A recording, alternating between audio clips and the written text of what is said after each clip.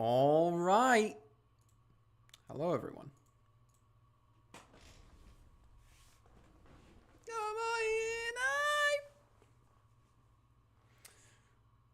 Welcome to the stream, if you're here. If you're not, welcome to the VOD. It's been a couple days. Oh my god, I just scared myself. Jesus. My own audio. Yes. It was so loud. If you're not, welcome to the VOD. It's been a couple days. Oh? Oh my god, I just scared myself. Jesus. My own Whoa. Yes. Now, it was so loud. Wait, give me a second.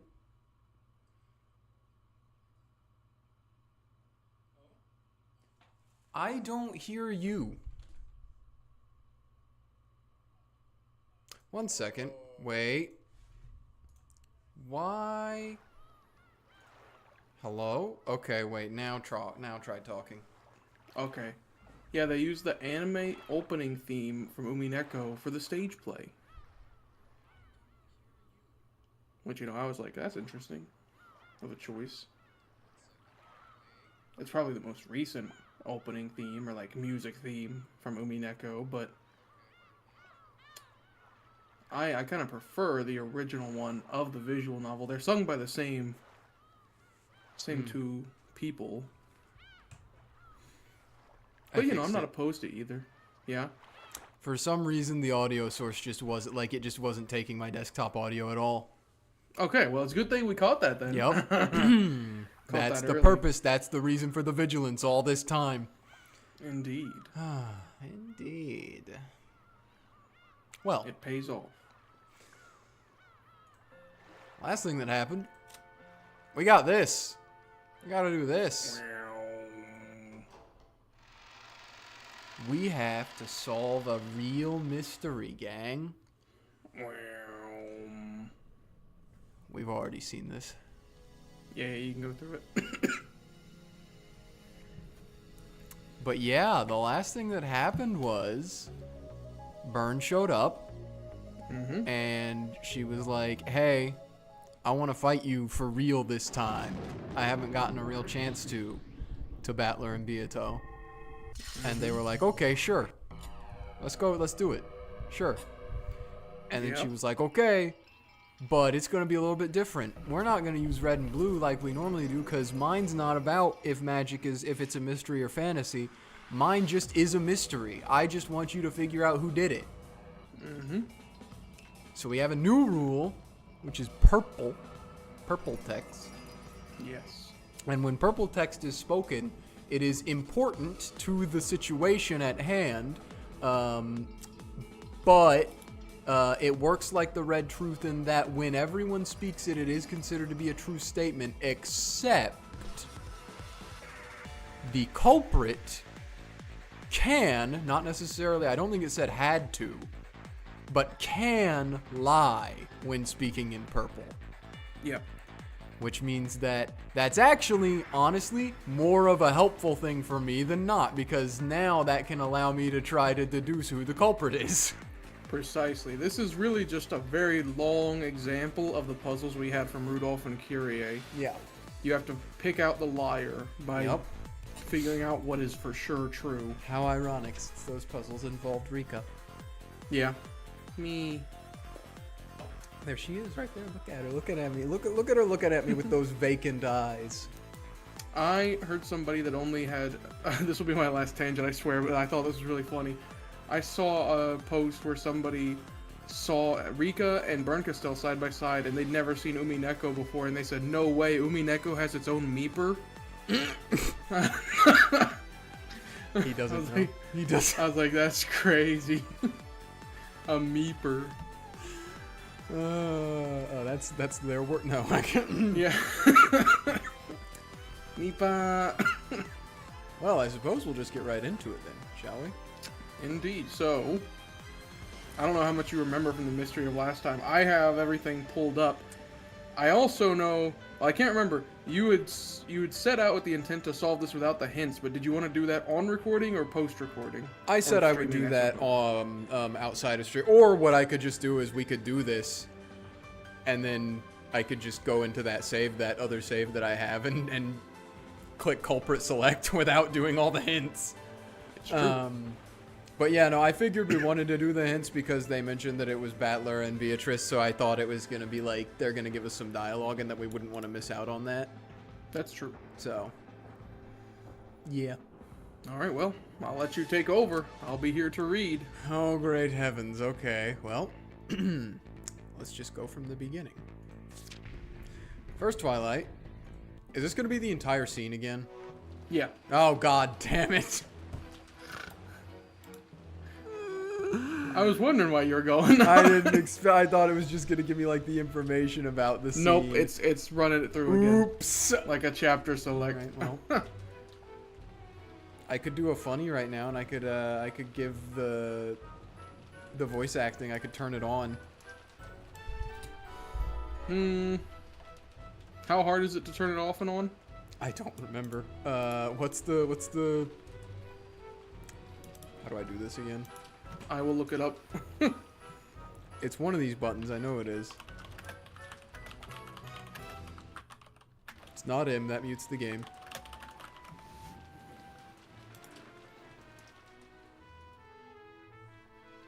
Is it like Q or I or P or something? Wow.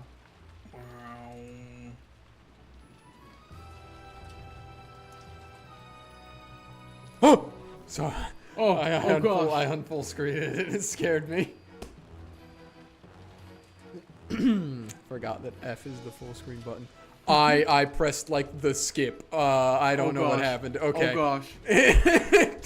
I don't know. I don't know how you do it. It might be too dangerous to play with fire.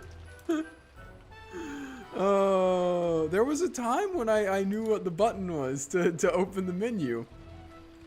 Oh gosh. I have figured out how to restart the track. It's with tab. What's happening? I can restart the music. I'm so scared. Okay, control just skips. He's muted for me right now. I'm hoping you can hear him. Did I mute myself in Discord? Wait, let me look. Okay, he's back. He's back. You had, in fact, you were muted on Discord. Okay, they heard me then, so it's fine. Okay.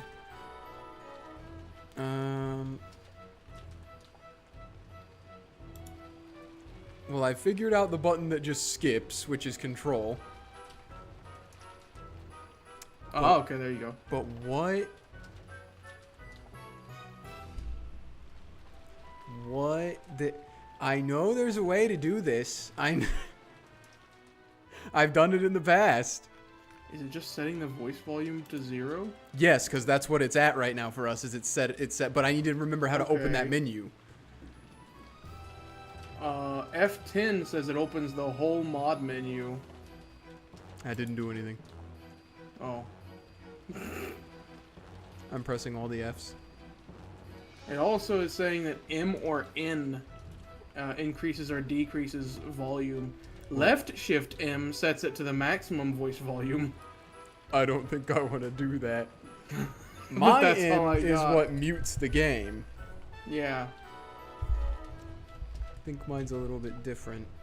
If you were at home and you were worried about missing content because we're being silly right now, we've already done this. It was in last stream. Yeah. So. Oh. I've opened this dang menu before.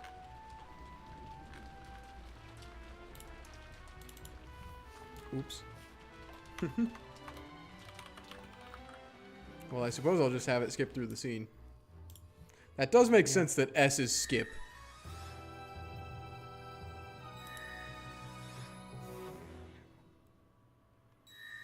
This is kind of humorous to me. This is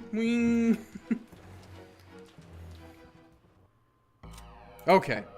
How do I get out of here? Oh god, wait. Welcome back. Right click? Okay, there we go. Shoo. It might not also Alright. just be letting me open the menu because this is like a special circumstance. I don't know. Yeah, I don't know. Culprit is defined as one who murders. It's possible for a culprit to lie. It is possible for a culprit to lie even before committing murder. Characters who are not culprits only speak the truth. Characters who are not culprits may not cooperate with a culprit. A culprit must carry out all murders directly by their own hands. A culprit must not die. A culprit must be among the characters appearing in the story. Purple statements are as absolute as red truths. However, a culprit and only a culprit may lie with purple statements. Outside of spoken statements, there are no lies in the narration. So.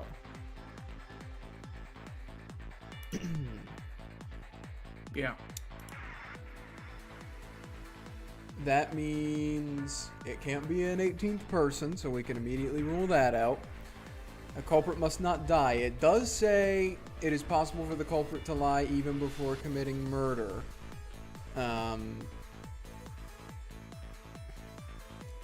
Which would make me assume that I don't know.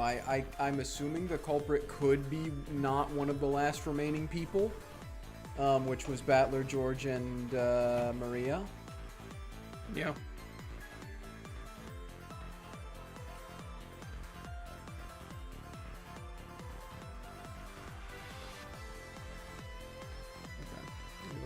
Okay. Well, that's handy. By chapter first. 6 corpses. The dining hall was locked up. Says Goda. That's when I arrived, says Kumasawa. I unlocked the door, the master key, says Goda. Eva-sama, Hideyoshi-sama, Rudolph-sama, Kiryu-sama, Rosa-sama, and Genji-sama. 6 people, all were lying there covered in blood. Everyone gathered in the dining hall. Okay. Why is regarding master keys red? I think it uses red truth. Each of the children confirmed the deaths of their own parents. Andrew and I confirmed that Genji-sama was dead. No one is going to mistakenly confirm a death, even those other than myself. If that's a lie, that's crazy. All of the victims died instantly.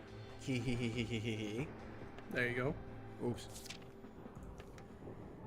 After inspecting the interior of the dining hall, we determined that all of the doors and windows had been locked, making it a closed room. Nothing suspicious was found inside the dining hall. There was no one hiding in the dining hall either. It's clear that no one is hiding. So I can assume that that statement is correct because even if George or Kraus was lying, the other one also said basically the same thing. To guard against trouble later on, we destroyed Genji's master key. All doors can only be unlocked or unlocked with a master key. Of course, it's possible to lock or unlock the doors from the inside of the room without a master key. We'll consider master keys to be the only keys that exist. There are 5 master keys total. 1 is held by each of the 5 servants. The servant's key... Okay, so first things first. Yeah. There were closed rooms, quote-unquote, in this. Out of all of these. Yeah, the second Twilight. So, that makes me think that there is a master key that was not destroyed. And there are statements about when certain master keys were destroyed. Mm-hmm. Because that would be the easiest way to obviously have a closed room in this instance without magic existing be a closed room, is someone gets a master key that wasn't actually destroyed. Which means... I mean, I need to look at all the times they say a master key was destroyed. So, Manrula, unlock the door, floor, corpses and locks, Genji's master key, packing tape, oh yeah, we made sure no one would be able... We sealed the dining hall the same way we sealed the mansion. Why is that under Genji's master key? I'm not sure. I think it's to make sure that nobody could have gotten Genji's master key, I suppose. All the windows had steel bars in them, so it was impossible to leave by them. Say they can seal the whole mansion by sealing the 2 doors front and back. Culprit of the first Twilight really did kill 6 people. The group sealed the room at the same time they left. No culprit joined the group as they left. Also, all of the seals on Natsuhi's room, the dining hall, and the mansion itself will not be broken.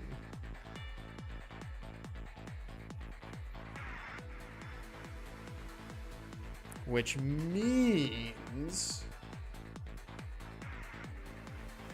that presumably the culprit is already in the group and or not in the house once they leave as well. So more than likely it can't be any of the people who died in the house.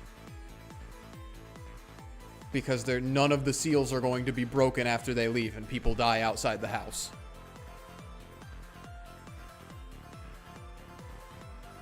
So that means Natsuhi and Kraus, they're dead. Yeah. Natsuhi and Kraus are supposedly dead.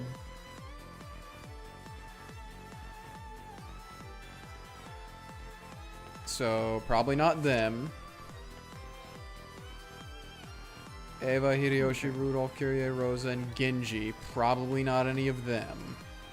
The one thing that's important that's worth mentioning is when that red truth was spoken, which is unfortunately, and that's the same for some of these purple and red texts as well, is that unfortunately it doesn't tell you when, except for that it's during that Twilight. So that about the seals not being broken was spoken during the second Twilight. Meaning that somebody could have done something prior to then. They're True. saying from this point onward, True. it will not happen. Fair.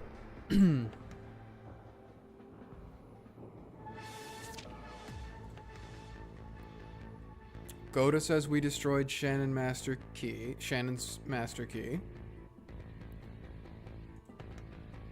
Cannon is treated as being killed. Cannon's master key is treated as being destroyed. That one's red, so we know that one's true no matter what. Yeah. Looking for keys. Okay, so Genji... Again, I'm still kind of confused about this because it doesn't actually mention the key anywhere, but... We put packing tape all over the outside of the doors and windows, sealing them. We made sure no one would be able to enter or leave until the police arrived. We also sealed the dining hall in the same way. We also sealed the mansion itself, and all of us took refuge in the guest house.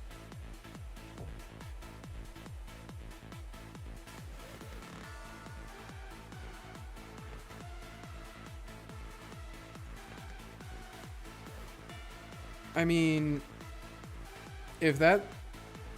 No statement is being made about Genji's master key being destroyed, then. In that. Well, that was in the first Twilight. They say they Was destroyed it? Oh. Why is it... Okay. We destroyed Genji's master key, so then... Unless Natsuhi was lying. Unless Natsuhi was lying. So that leaves... Who's... Nanjo... Two corpses, Kumasawa and Goda. They're both dead.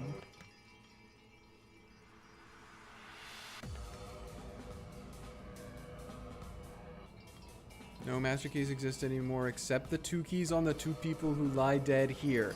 Now, if that's true, that's crazy. Because... Oh, God.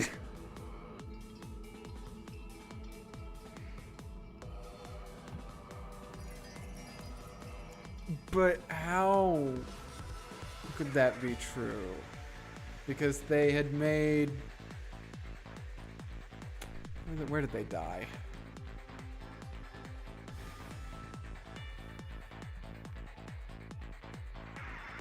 Ah!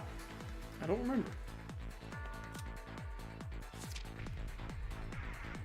Now that I know what I can do, I'll just speed through it. Okay. Shelter in the guest house. I do think I may have figured it out. By the way, the thing said that it was if you right-click when the text isn't moving. Well, that just takes me to... Ah! Aha! And then you would just turn voice up. Why is it always such an ordeal? Why? Cone. What a funny audio test, by the way. You guys are in for a treat for a little bit today now. You're gonna see how well we've been doing. Yeah. It's so funny. Why is that the test?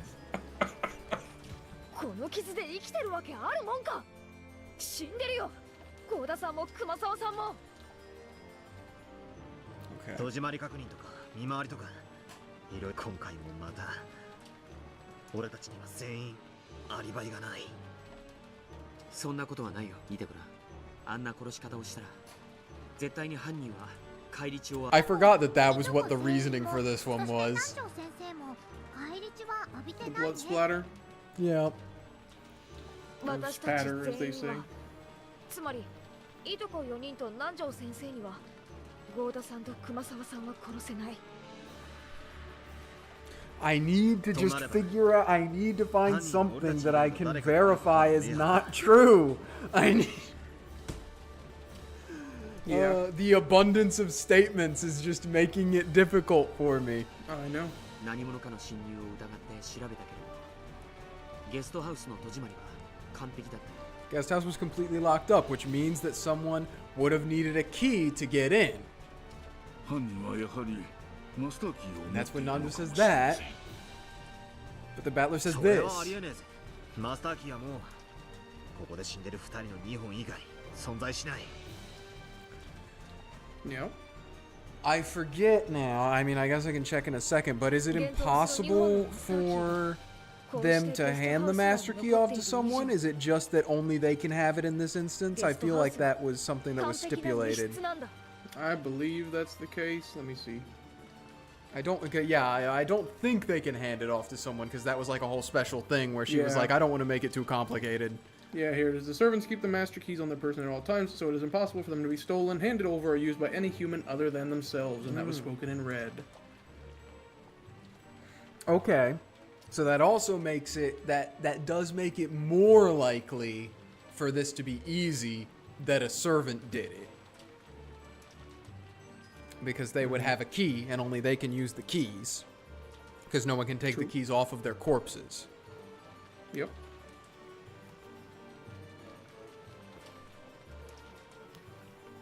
At this point...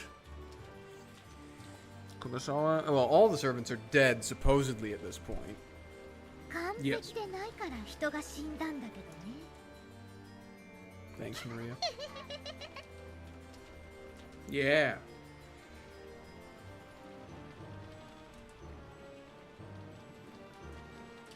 That's not in purple or red. No, but the narrator is always speaking true. Now no one can break into the closed room guest house.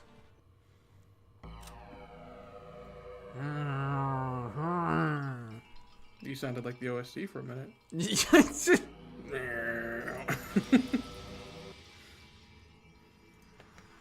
She's mocking you. Question mark? She is mocking I don't me. even know. I mean, I suppose we're gonna have to hit him eventually. First hint. Okay, now I need to turn you off. It's very funny. Alright. New audio. Back to us. Hope Yep. you didn't like the voice acting too much. Why couldn't it have been this the whole time? Why can't... These pebble statements are quite a problem. We know that their statement's important enough to be on par with Red Truth, but they also contain the culprit's lies. Even the dumbest idiot wouldn't try swallowing a roll whole if there might be a needle inside. Indeed. If we accept the pebble blindly, there's no chance the truth will come to light. A roll with a needle in it. I like that analogy. That's a Higurashi. This precious, vital information might be wasted thanks to one tiny line. Just which lines in this vast collection of purple have lies in them? Just thinking about it makes my head hurt. Me too, Beato. Then why don't we try spinning the chessboard around? Oh. What do you mean? It's simple. Forget which ones are lies. Let's concentrate on finding which ones must be true. Very, very true. Very fair. Are there any purple statements that we know must be true? That's what we're looking for. We'll look for people who couldn't possibly be the culprit.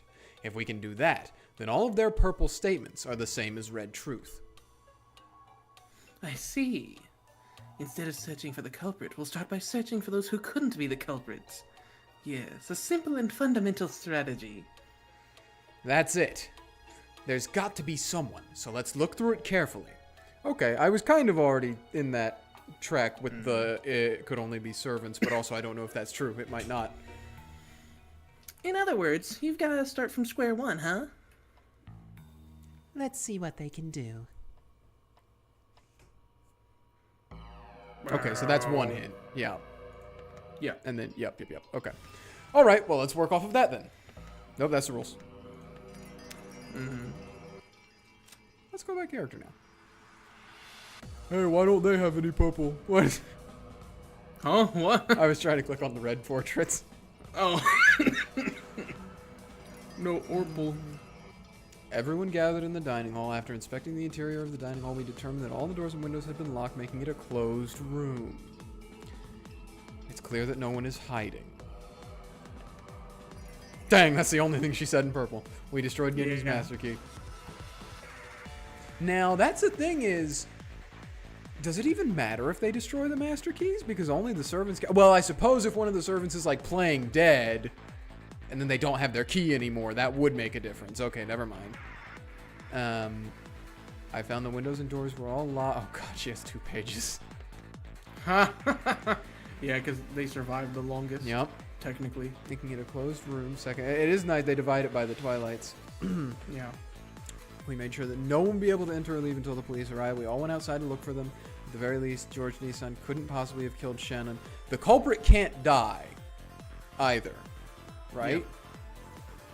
And it's interesting.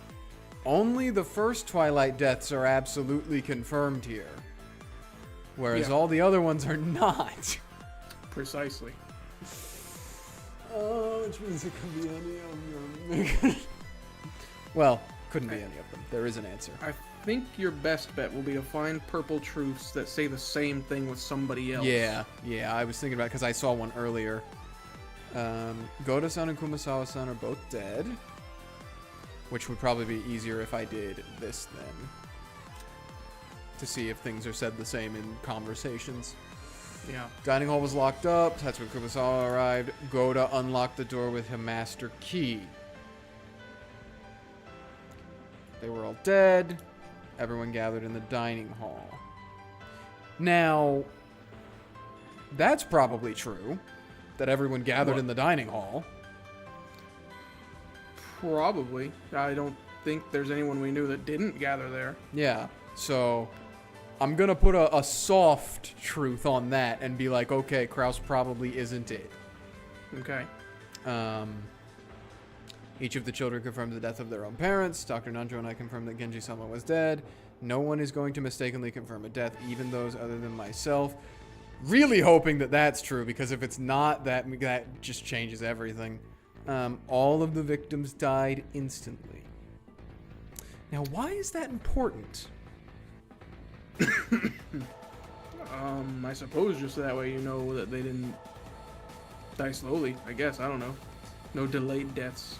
Well, if it's true, it would mean that there's no way for any of them to be alive and be the culprit. But also, this is the first Twilight, which all of them are confirmed completely dead for.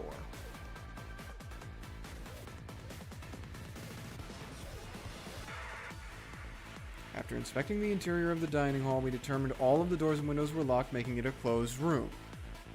Again, I'm soft-truthing Kraus right now. So then that would mean someone would have needed a key to get in and do this. Nothing suspicious was found inside the dining hall. There was no one hiding in the dining hall either. It's clear that no one is hiding, says Kraus. Oh, that's why they all died instantly. It's because the only other way to lock a door is by being inside the room. Yes. So they're saying no one could have been dying and then lock the door. Yes. Because they died instantly. Okay. That's why it's important. Okay. Yep. Which means that the person had to have locked the door from the outside, because there's no one hiding in there. If both Kraus and George are one of them has to be telling the truth because it's the same thing with the Rika puzzle. That, or someone's lying about the status of the victims. Or someone's lying about the status of the victim. But if we go back, each of the children confirmed the deaths of their own parents. Nanjo and I confirmed that Genji-sama was dead. No one is going to mistakenly confirm a death. All of the victims died instantly. So, let's think of it this way. If Shannon's lying, all of the victims still died. If Cannon's lying, all of the victims still died. If Nanjo's lying, all of the victims still died. If Maria's lying...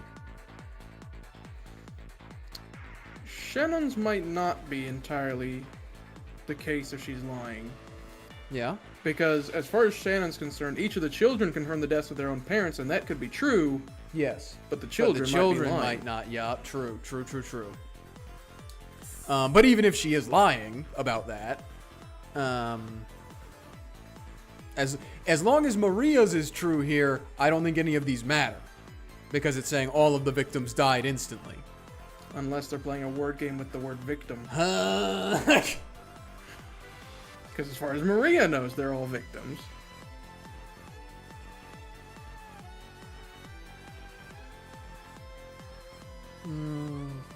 But if Maria's is a lie, that also complicates things greatly as well. Because she would have had to have killed someone. Yes. Actually, she would have had to have killed 6 people if I remember right.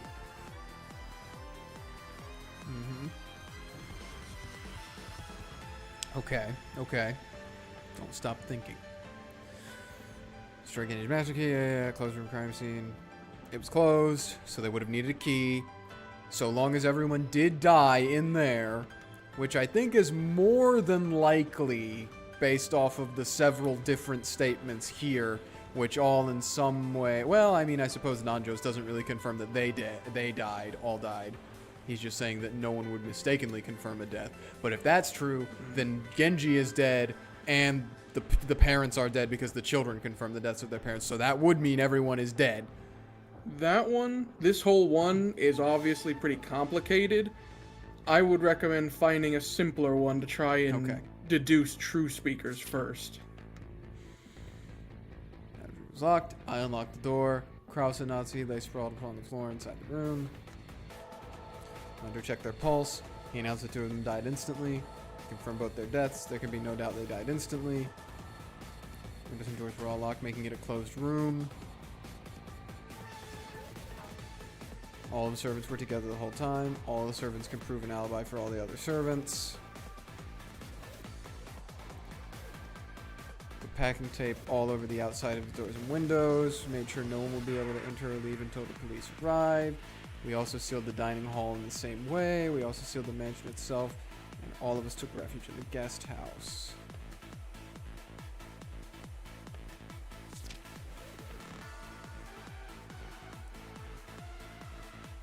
All went outside to look for them. Shan lying in the rose garden. Forced to acknowledge she was dead. Also examined her and confirmed her death. I'd say that's a pretty crucial one because they both can't lie. Yeah. Yes. This is the thing. This is the thing with the two Rikas or whatever it was. Whatever.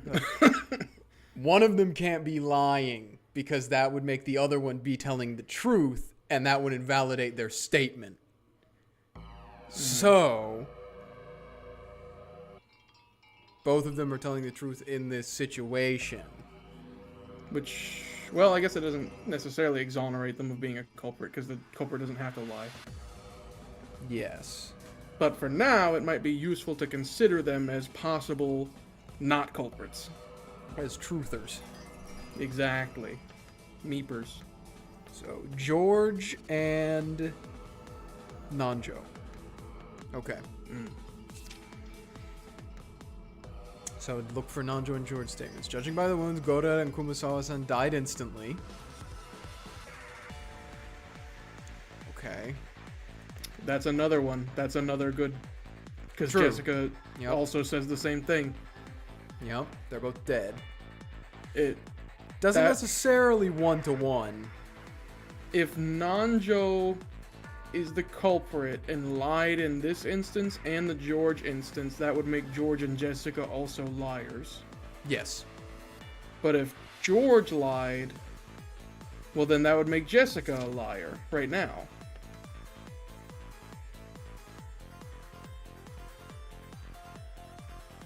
Yes. Which can't happen. There can't be more than one possible liar. Yes. So, George, Jessica, Nanjo are probably okay.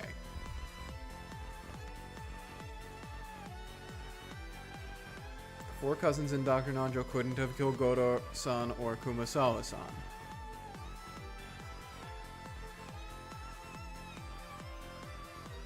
And the culprit can only be one person.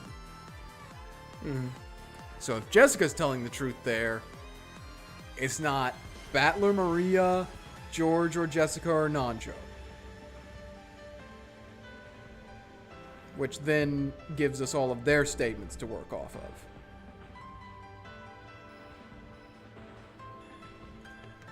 Unless there's a hidden culprit. Unless A there's dead body that's still walking around. Well, yeah, but none of these people are dead yet, though, in this, when she says this. That's what I'm saying, is they're all good, which means that if Jessica's telling the truth, because there can't be more than one culprit, so that means that it has to be someone who's not in this situation, which is all of them. There has to be someone faking being dead because everyone else is quote-unquote dead at this point. Oh, I gotta look at something. Guest house is still completely locked up. No master keys exist anymore except the 2 keys on the 2 people who lie dead here.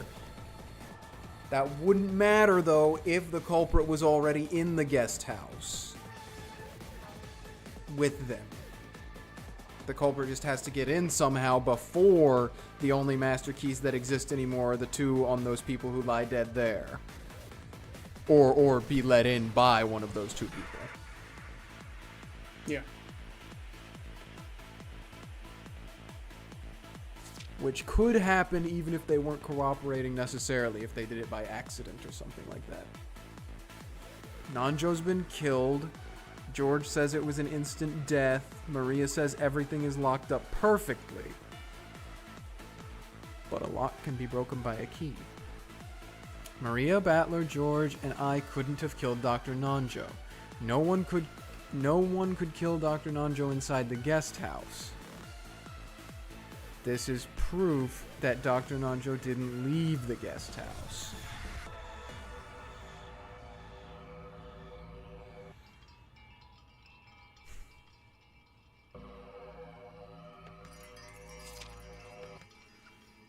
Probably died instantly. No way she could live through this. George, Jessica, and I couldn't... Or George, Maria, and I couldn't have killed Jessica. The 3 of us couldn't have killed Jessica. Maria-chan couldn't kill anyone. George Oni-chan couldn't kill an adult. He could kill a kid, though.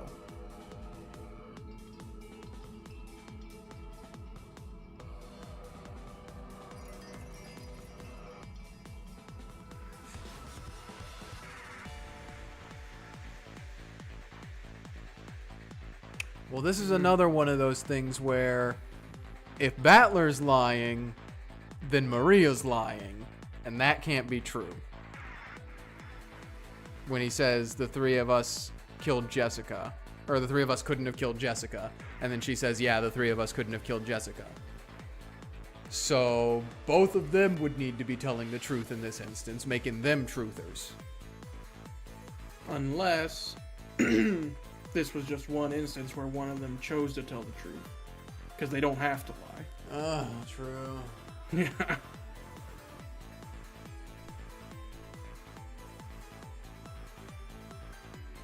Resurrected replayer popping off in the background. George, Maria, and I couldn't have killed Jessica. The 3 of us couldn't have killed Jessica.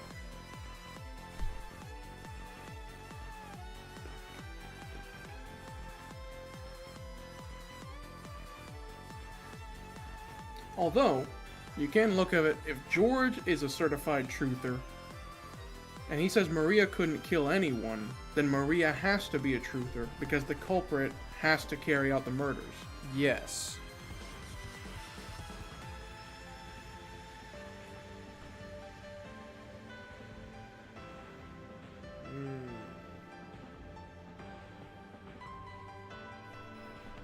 Okay.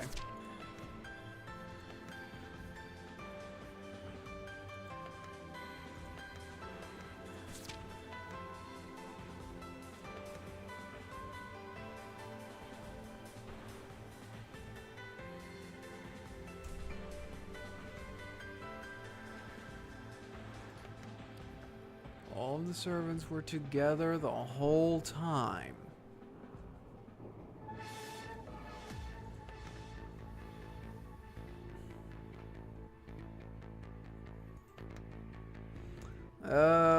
Okay, I think it's time for another hint. Hint 2? Yep. If it makes you feel better, you get 20 of them. Wow! Okay. How can we know for sure that someone isn't the culprit? One of the rules is that the culprit can't die. In other words, though it might sound cruel, we can trust anyone who's dead, but can we trust that they are dead? Oh, that makes it easy. Almost all the characters were killed. So we can trust the purple of all those people. But it isn't quite that simple. There's the issue of people playing dead, which popped up often even in our games. The bodies of all victims were examined, were they not? Nanjo even said with the purple that no one would make a mistake when examining bodies. If Dr. Nanjo is the culprit, then we can't even rely on that. At a glance, it may look as though all the victims were examined, but all confirmations of their deaths are in purple statements. We can't be 100% sure. And whose death can we be sure about? At any rate, let's check all the examinations over again. Let's look for someone who we can absolutely be certain is dead, in some way more reliable than these purple statements. Okay. Okay. Here's your next hint. Okay. Purple. You taunt me, purple woman. Oh, you make me angry, Purple. You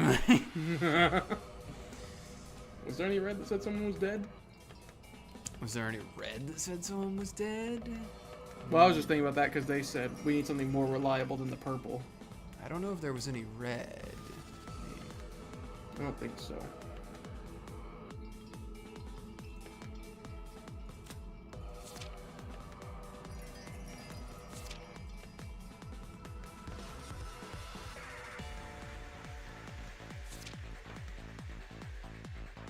It does say canon. Ah, okay. We can 100% confirm that. Okay, wait. Okay. Well, no, because there's no one's gonna say that like he's dead because he's just vanished. So there's not gonna be any purple statement that's like we found Canon's corpse because he doesn't have a corpse. Well, no, but now we know that everything Canon has said True, must he's be dead. true. Okay, right. He You're is so for sure true. dead. You're so true for this. Thank you, Beatrice and Battler. Wait. Okay. Indeed. Krause and Natsuhi lay sprawled on the floor inside the room. Okay, but that doesn't mean they're dead. Yeah. All the servants can prove an alibi for all the other servants. Okay. Okay. Oh god, that makes things really complicated. Okay. So all the servants can prove an alibi for all the other servants, meaning none of them could have killed Krause and Natsuhi. Indeed. So Which must mean that it was killed by somebody that locked the room from the inside. the inside. But nothing was ever mentioned about no one being hiding in that room. Indeed, it was only about the dining room, if I remember So they right. could have been, someone could have been hiding in this room Yeah. and locked it from the inside. But who would it have had to be? It couldn't have been any of the rest of our company. It would couldn't have been the had- servants. Yeah, it couldn't have been the servants. I don't believe it could have been the cousins, because they were all together. Battler not. Well, we can look at this just to 100% confirm everyone who was there. Gota, Shannon, Canon, Battler, Nanjo, Jessica, Shannon, Canon, Maria. I would assume George was probably with them. Yeah. So yeah, no, it would have more than likely it would have had to have been someone who was killed in the first Twilight, killed quote unquote in the first Twilight. Yeah. But I can't select any of those. Actually, wait, I might be able to select. I don't know, but I don't want to click this because I'm afraid it won't let me back out. Yeah, fair enough. But if I do this, I can't click on any of them, obviously. But that's just because they don't have any purple statements. Exactly. Okay. We're on to something here. It might be a situation of co-conspirators. I didn't think that anyone could work with the culprit. Well, it says there's a culprit defined as someone who murders. A culprit is defined as one who murders. Not there has to be only one culprit. But characters who are not culprits may not cooperate with a culprit. Okay, so there could be more than one. Okay.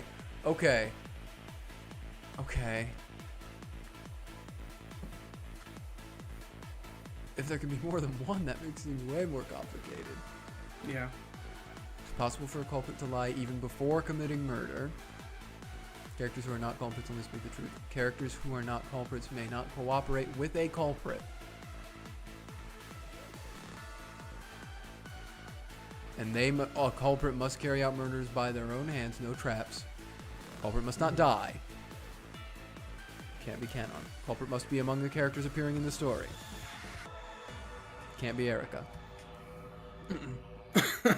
Purple statements are absolute as red truths. Yup, outside of spoken statements, there are no lies in the narration. True. Yup, gotta remember that. Okay. Alright. So... You got a good litany of truthers now, and you have a decent track on at least how the second Twilight was done. Yes. 1 second. I just wanna find all the canon statements while I can. Yep. Dr. Nanjo and I confirmed that Genji-sama was dead, so Genji is dead. And what was that? Culprits can't cooperate with non-culprits? Non-culprits. So Dr. Nanjo. Good. If that's how exactly that If rule that's is to how be it read. works. Yeah.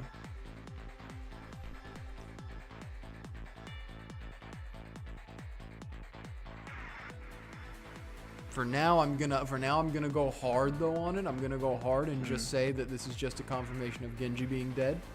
Okay. So it can't be Genji. Indeed. No canon. No canon. That's red. Osama Nazi-sama lay there sprawled on the floor. Dr. Nanjo checked their pulse and then announced both of them died instantly.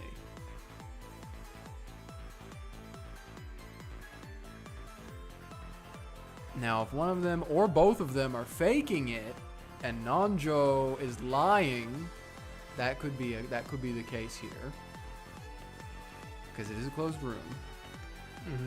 However, this room is one of the ones that gets sealed up from this point on. Yes, which means And they that don't no get one, unsealed from yes, then it on can't be out. unsealed. So those two wouldn't leave this room because no one joined them. It said when they left the room. So. If Natsuhi and Kraus are faking it, it doesn't really matter. Exactly, it doesn't do anything. I mean, they could have, perhaps one of them could have been the murderer for the first Twilight, but then there's another culprit for what happens after this. Exactly.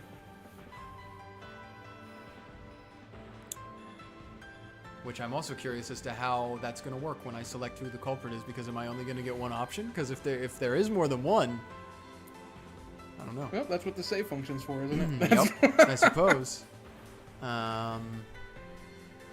Okay. Okay.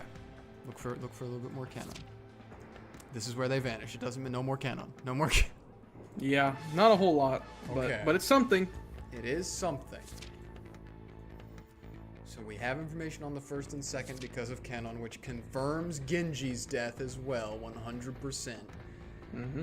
And it may exonerate Nanjo, TBD. Which also means that Genji's master key can't be used for anything because it's only on Genji. Yep. And then after this, all of the servants work together, which, as you said, means that the whole lock the door from the inside thing has to have happened in Natsuhi and Kraus's room. Yeah. But someone still had to use a key for the dining hall. To open it? Well, because it was somewhat. Well, no, I suppose they could have all been in there, but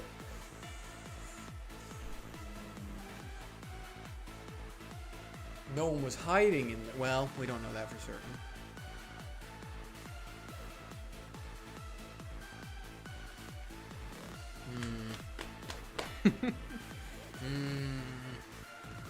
Yeah.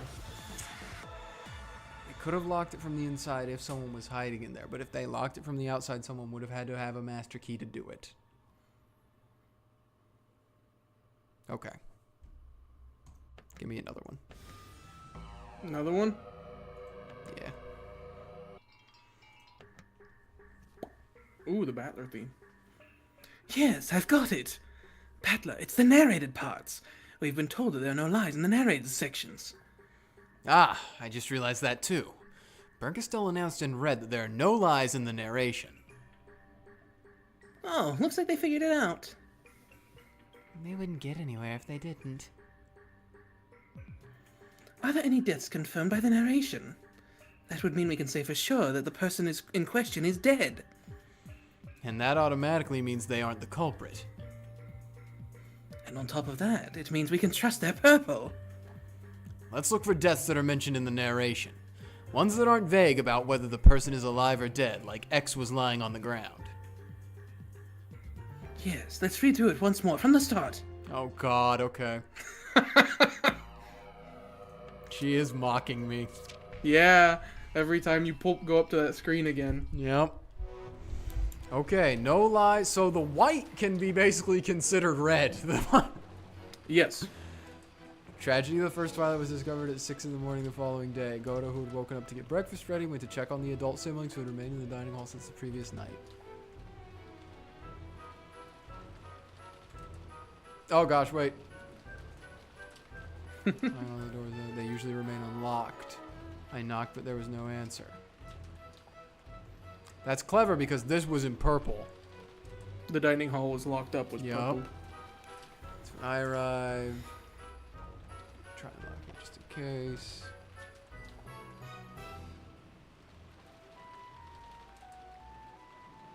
Yep.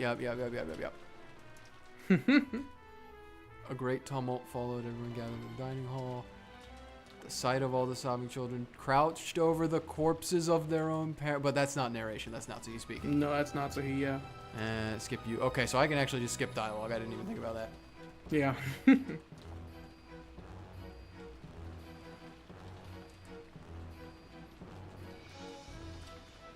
Okay, since there was no chance of the no chance of the culprit hiding inside the dining hall, it made sense to assume that the culprit locked the door after committing the murder and exiting the room. It was only natural that the servants with their master keys would fall under suspicion. So since there was no chance of the culprit hiding inside the dining hall, so there couldn't have been anyone hiding inside there. Sadly enough, none of the servants had an alibi. Then again, it wasn't only the servants. Everyone else lacked an alibi as well. Great. Could have literally been anyone. Yeah. No deaths confirmed in that one. Yep. Well, not yet anyway. Yep, this is the Master Key Mumbo Jumbo. Yep.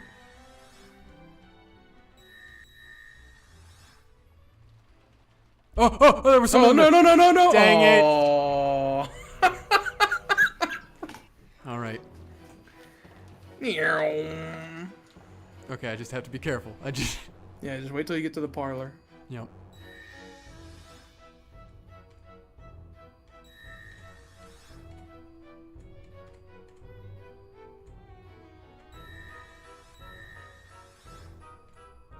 Okay, I'm waiting. okay. I'm so scared. Yep. Nope. Yep. I'm not gonna control Then skip you. destroy the lock. Yep. You destroyed Genji's master. Destroyed Okay, here we Genji. go. This was the crime of the first Twilight. The scene was the lock. Okay.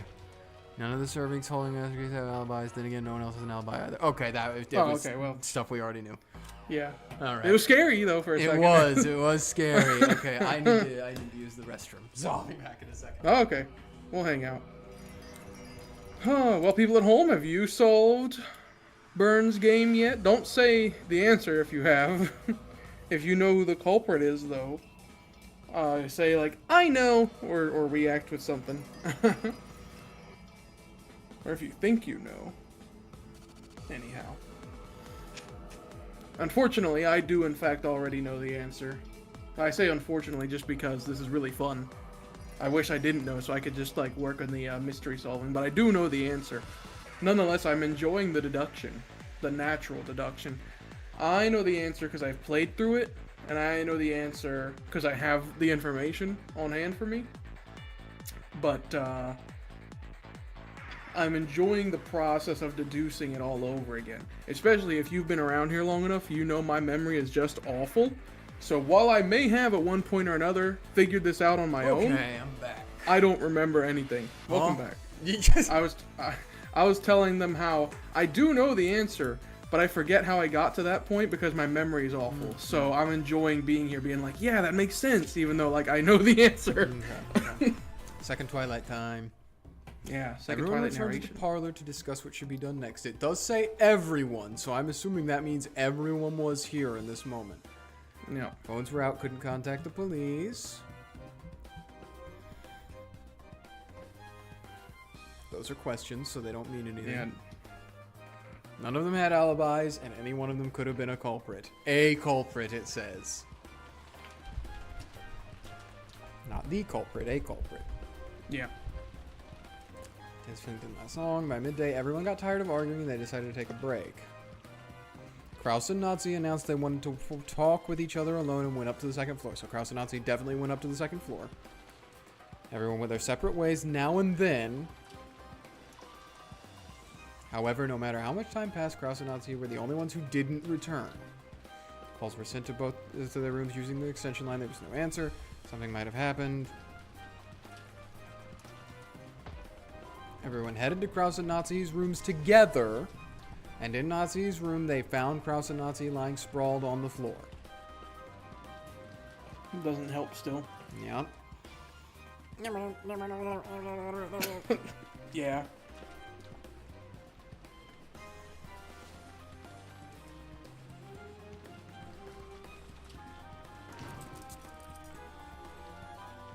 And they seal it all up. Yep. Tape. And they went to the guest house, and after locking up the whole mansion.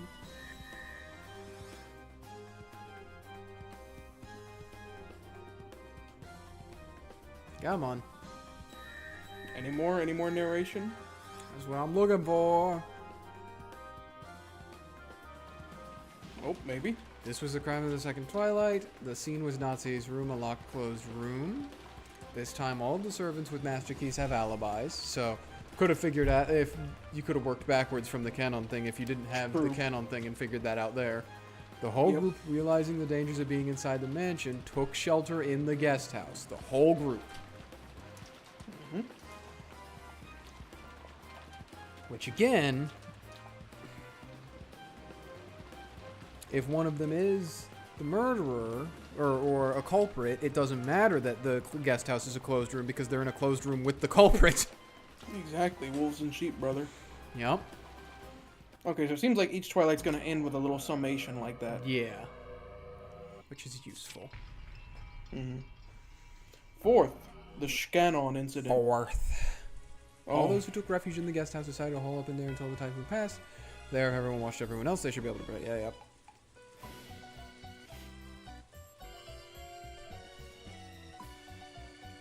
Bye, Richard. True. I don't care about any of you. Oh! How tragic. I'm just rewinding the game and watching the pieces dance around right now, brother. Crime of the fourth Twilight. The scene was the Rose Garden. There were no locked doors. It wasn't a closed room, so the master keys were no longer a factor. So that doesn't matter in this one. I already figured as much, but... Okay. Then the makes pace of the sense. crimes began to accelerate. Okay. So nothing yet from the narration. It's super valuable. Yep. No confirmations of deaths, at least. What is this, 5th and 6th? Oh. Is that Goda Kumasawa? Everyone took shelter in the guest house. They carefully sealed the doors and windows, locking themselves in a closed room. Several closed room murders had already occurred. Could locking themselves in a closed room do anything more than invite tragedy? Nope. After arguing fiercely in the cousin room about finding the culprit, they decided they should double-check Nanjo, Kumasawa, and Goda's testimony. And there they learned that a tragedy had occurred once more.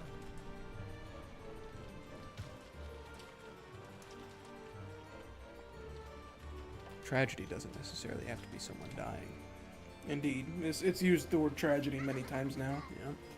This was the crime of the 5th and 6th Twilights. The scene was the closed room known as the guest house. Goda and Kumasawa's master keys were also destroyed, meaning now all the master keys have been lost.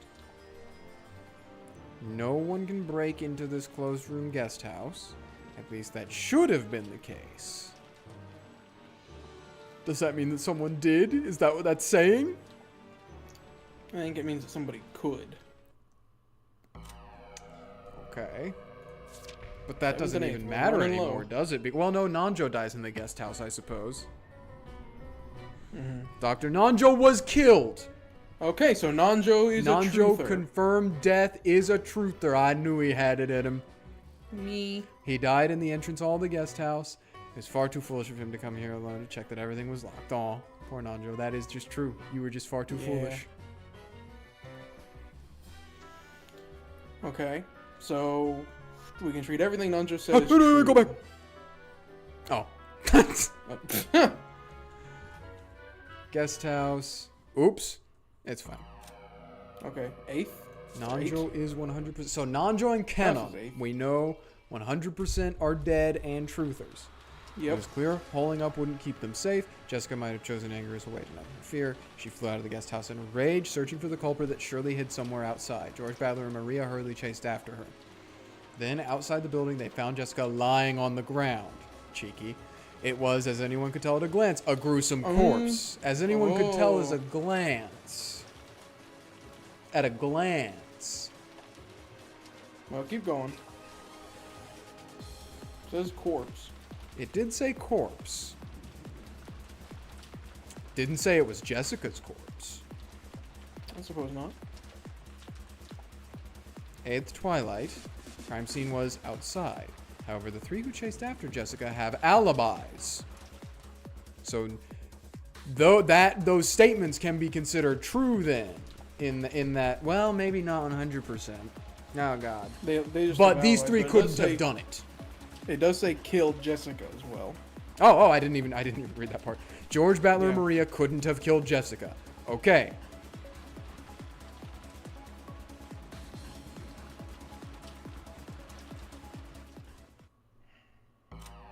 At least Nanjo's confirmed. Jessica is like half confirmed. Yeah, it confusingly confirmed.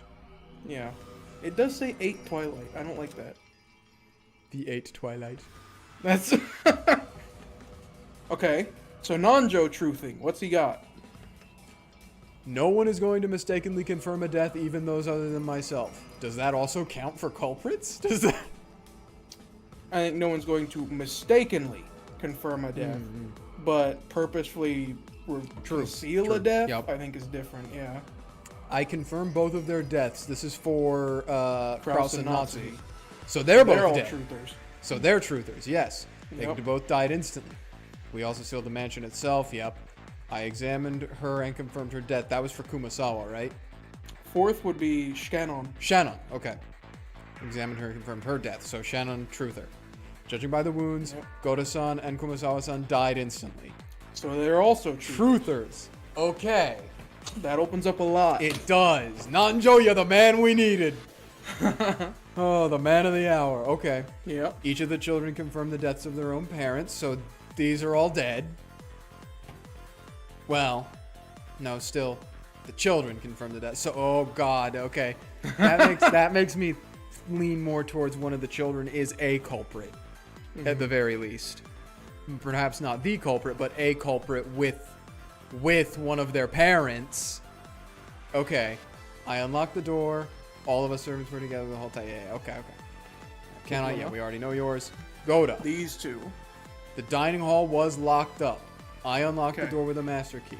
Madam's room was locked. Not one of us has an alibi for Shannon's death. We destroyed the Master Key Shannon held on the spot. Okay, not much.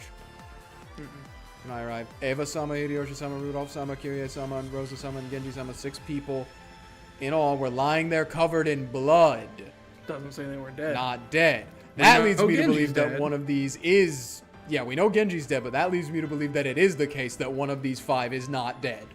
Because they're explicitly going out of their way to not confirm that.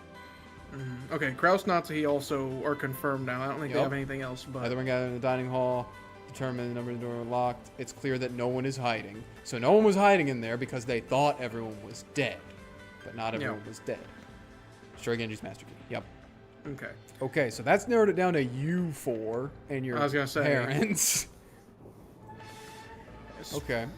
Might be able to figure it out from here. Honestly, I think if we really tried, we could. But I want to get some more dialogue. Okay. It's been a minute. It's been a minute since we've had some talking. That's fair. I don't think this is gonna help you too much, but we'll see. Battler, look! The narration clearly says that Nanjo was killed on the 7th Twilight. Well, if we didn't figure that part out on our own, it would have. I found one too. On the 8th Twilight.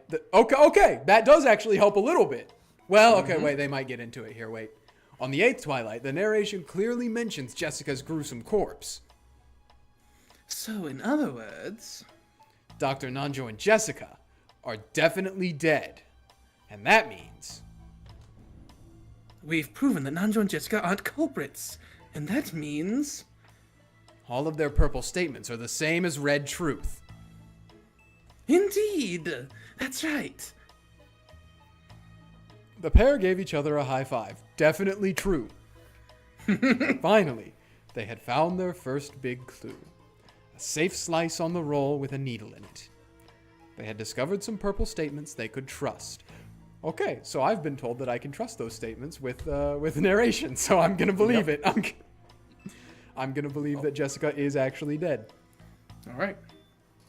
Let's try writing out Nanjo's and Jessica's purple statements. These are the same as red truth. We're finally getting somewhere. If we're sure that Dr. Nanjo isn't the culprit, then his purple statement for the first Twilight, no one is going to mistakenly confirm a death, even those other than myself, becomes very important. Yes, it does. I just realized something. In other words, no one will make any mistakes when confirming deaths. So anytime Dr. Nanjo or Jessica confirms a death, we can be absolutely sure that it's true. So, anyone whose death was confirmed by Nanjo and Jessica cannot be the culprit. Uh-oh. Looks like they're moving along. It's strange. I find it annoying that they're making progress, but if they did get stuck, that would just be boring. Audience, is that you?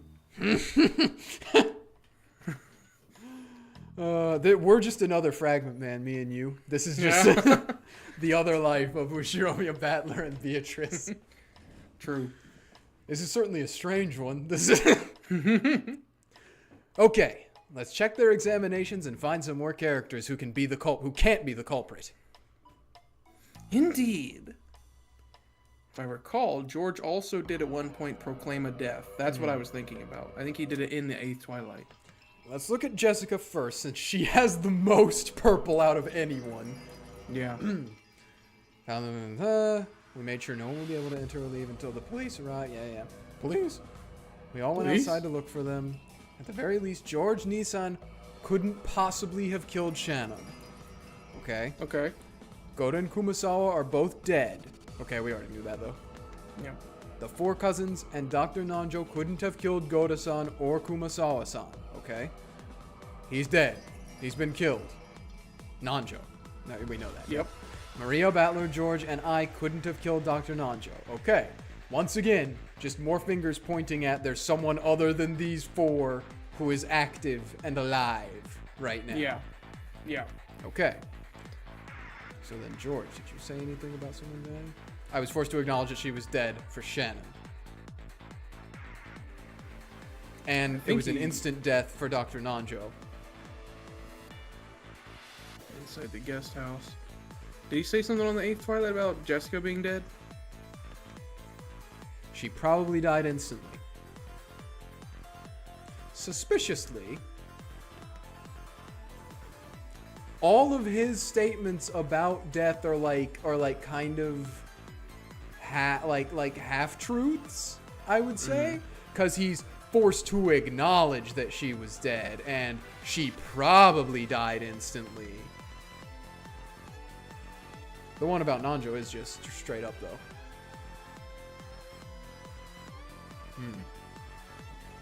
Yeah, I don't know. Oh, might not be enough to go off of. Yeah. Okay. Well, we've narrowed it down a fair bit. Yeah.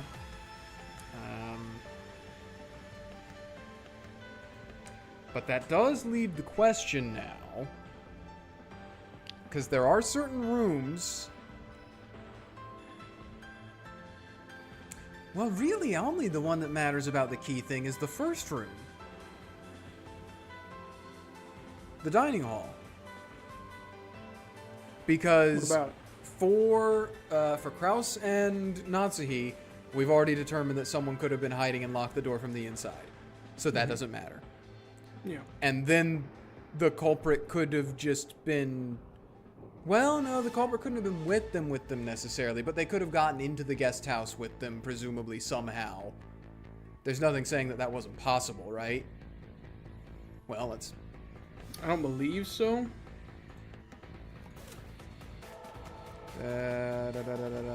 We sealed the mansion, and all of us took refuge in the guest house. I just want to make sure. Sealed the dining hall the same way. We all made sure no one will be able to enter or leave until the police arrived. That's for Kraus Natsuhi's room in particular. Okay. Okay. We put packing tape all over the outside of the doors and windows, sealing them. But that doesn't necessarily mean they did that before someone got out of the building. True. So, yes, the culprit could have gotten out of the building and then gotten into the guest house before all of them arrived at the guest house, which means the key thing doesn't matter for the guest house because no one needs a key necessarily to get into the guest house in the first place. There is also one red Twilight that says the culprit of the first Twilight really did kill 6 people. Mm-hmm. But that is said after the second Twilight? Yeah. So it's not necessarily true that that they killed 6 people during the first Twilight. Are you telling me that all of the adults could have been alive? Well, no, because the culprit did kill 6 people by the point of the second Twilight. That's what I'm saying, is are you telling me you're like... Oh, well, no, okay, one second. Well, no, because the second Twilight did have to happen while everyone was up and about, because obviously Kraus and Natsuhi went away. They wouldn't have been able to be dead before that. Or, well, supposedly dead before that. Yeah, no, so yeah, that's what I'm saying, is they did kill 7, but what I'm saying is, are you telling me that the adults didn't necessarily have to be dead while everyone was in the room with them? No, I'm saying if we're going under the idea that there is another culprit that's pretending to be one of the first 6, because the red truth implies that 6 people have to have died, but not in the first Twilight. Yeah. So, if one of the people that was in the room killed the other 5, and then killed Natsuhi and Kraus, So they would have met that criteria. One of them, yes, one of them would have had... Okay, I see, I understand what you're saying. Yeah. Yeah, that is clever. It's not necessarily said until it fulfills the criteria, which does mean that we don't have to worry about that, but we don't have to do what I was doing and worrying about it. Yes, and that way, you don't need the key for the first Twilight, because it could be... Oh yeah, duh, someone could have locked the room from the inside, duh. Exactly. So the And then keys not don't be matter. dead. The keys just don't matter. Exactly. Okay, we don't need to That's worry what about I was the getting keys. at. But that does still mean one of the children lied about the death of their parents. Yes, and that's what we need to figure out now. Is we need, which I guess it doesn't necessarily. Well, that would have to be assumed though, because the children confirmed the death of their parents according to someone. Shannon. Yeah. Of their own parent. Yeah. So whichever child lied, then their parent is also the culprit, because the other ones told the truth, and so their parents were dead. Yeah. And if that's the case, that one of the children lied about the death of their parents, well, we already know Jessica died anyway, so she's fine. Yes. This line really, doesn't matter. It has to be one of these. Yeah. So then you kind of have to just look at those three's purple truths and see if they might be lies. Nothing suspicious was found inside the dining hall. Dr. Nando checked their pulse and announced the two of them had died instantly. We sealed the dining hall the same way. Anyone other than George Aniki could have killed her. Is that regarding true? killing Shannon. Yeah. None of us has an alibi for the 5th and 6th.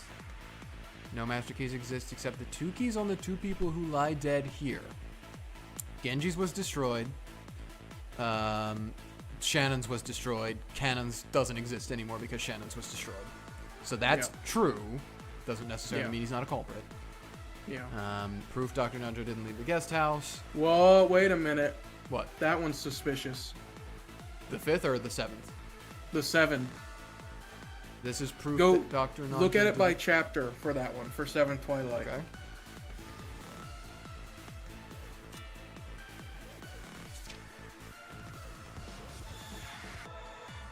Everything's locked up perfectly. How did it happen even if this is a closed room?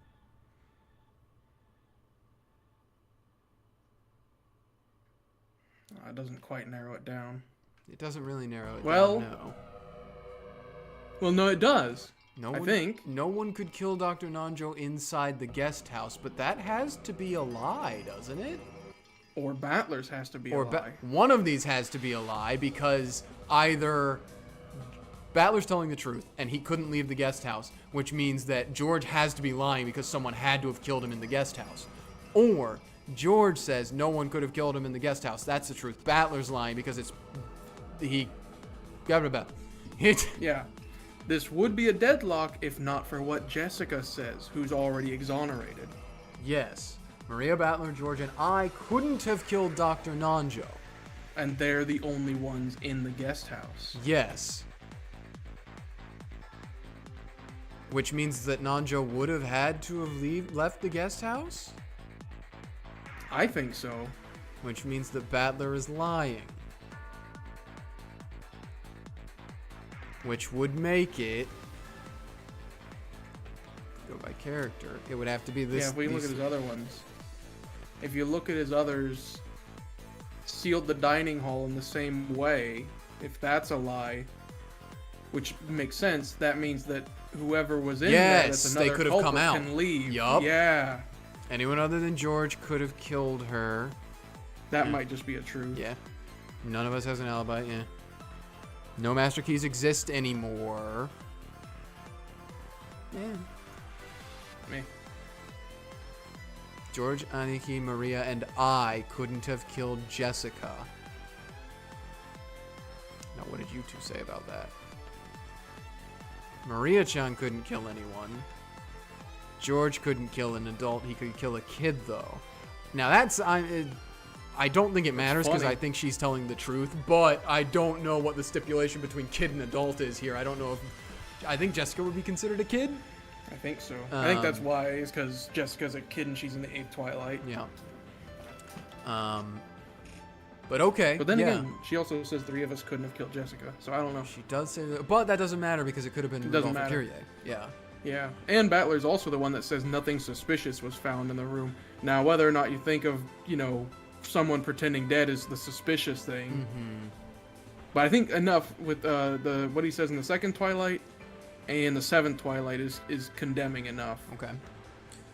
So then I guess I need to figure out which one of these two it is, or it could be both of them. But I don't know if the game's gonna let me do that. But I mean, Is there really a way to figure out if it's either of them? Because there's no information beyond... I can't see your cursor. What's your either? Rudolph and Kyrie. Well... Battler also has to be a culprit. Because he's lying. Yeah. Yeah, that's what I'm saying. If you... Oh, I could just pick Battler. Yeah, I could. Yeah.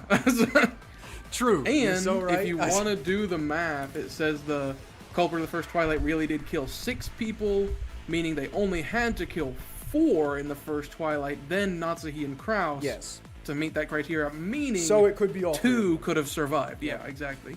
Okay. Well, to be the safest, I'll probably pick Battler. But do we want to do all the hints first? It's up to you. There's a lot. Might as well, right? We're here. Sure. I mean, it'll help confirm or deny anything we've said. Yeah. Okay. Battler, I've finished checking Nanjo's and Jessica's purple statements. People whose deaths were confirmed by those two are definitely dead. And that means they can't be culprits. They're just about to do everything we just did. Yeah. Which in turn increases the number of purple statements we can trust. Let's start with Dr. Nanjo. He confirmed the deaths of the victims in the second Twilight, Uncle Kraus and Aunt Natsuhi. Then, on the fourth Twilight, he also confirmed Shannon's death. On the fifth and sixth Twilights, he even confirmed Goda-san and Kumasawa-san's deaths. The number of innocent people has skyrocketed. In addition to Nanjo and Jessica, we now know that Kraus, Natsuhi, Shannon, Goda, and Kumasawa cannot be culprits.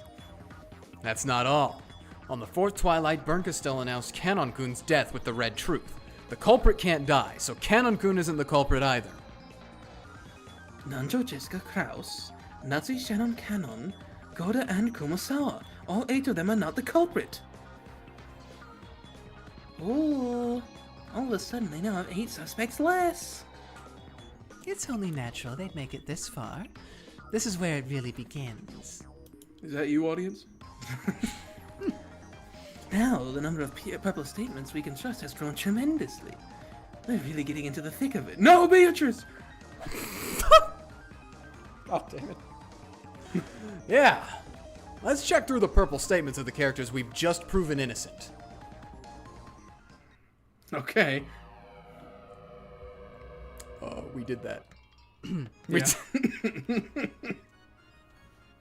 Kraus, Natsuhi, Shannon, Kanon, Goda, Kumasawa. I have looked at the purple statements of other people we just proved innocent. Yeah. And as a result, we've proven that Genji-san isn't the culprit. After the first Twilight, Kanon announces in a purple statement that he confirmed Genji's death. That clears Genji of suspicion as well. So now, a total of 9 people have been proven innocent. Things are going pretty well. Ah, right. It looks like Shannon's and Kumasawa's purple statements confirm that the 6 people of the first Twilight all died. We shouldn't accept that so easily. Why not? We can't trust Shannon's and Kumasawa's statements, can we not? Yeah, right? Okay, I had to think about the intonation she said that with. If you're sure they aren't culprits, why can't you trust their purple statements?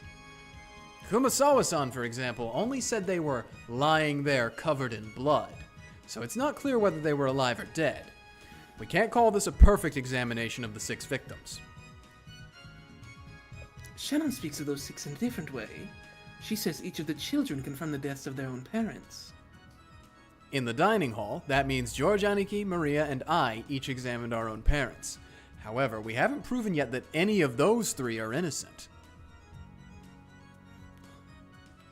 Oh, I get it. Shannon's words prove that the children confirmed each of the 6 deaths in the dining hall, but they don't prove the examinations those kids performed were legitimate. That's it. Since we can't deny the possibility that the kids are lying, we still can't remove all 6 people in the dining hall from suspicion. How troublesome. Those 3 are the survivors who live until the end. Since they are alive, that makes it impossible to prove that they aren't culprits. Battler, George, and Maria. While these survivors are very likely to be culprits, it's probably also hardest to prove them innocent. At any rate, it looks like those 9 are the only ones whose innocence we can be sure of thanks to their confirmed deaths. From here on out, it'll just be pure reasoning based off of the purple statements of the 9 we can trust. Nanjo, Jessica, Kraus, Natsuhi, Shannon, Kanon, Goda, Kumasawa, and Genji. All we can do is read through their purple statements once more. Things are gonna get hard starting now. Let's steel ourselves and take a shot at it. Indeed. It's finally starting to feel like a real mystery. She's looking at me again. How many? 1, 2, 3, 4, 5. We've only done 6. How are there 14 more of these? I don't know, because some of these have been clumped together. Because it says we should be on 9 right now. Okay. Hey, Beato. I found something interesting. In this chain of crimes, master keys can never be used.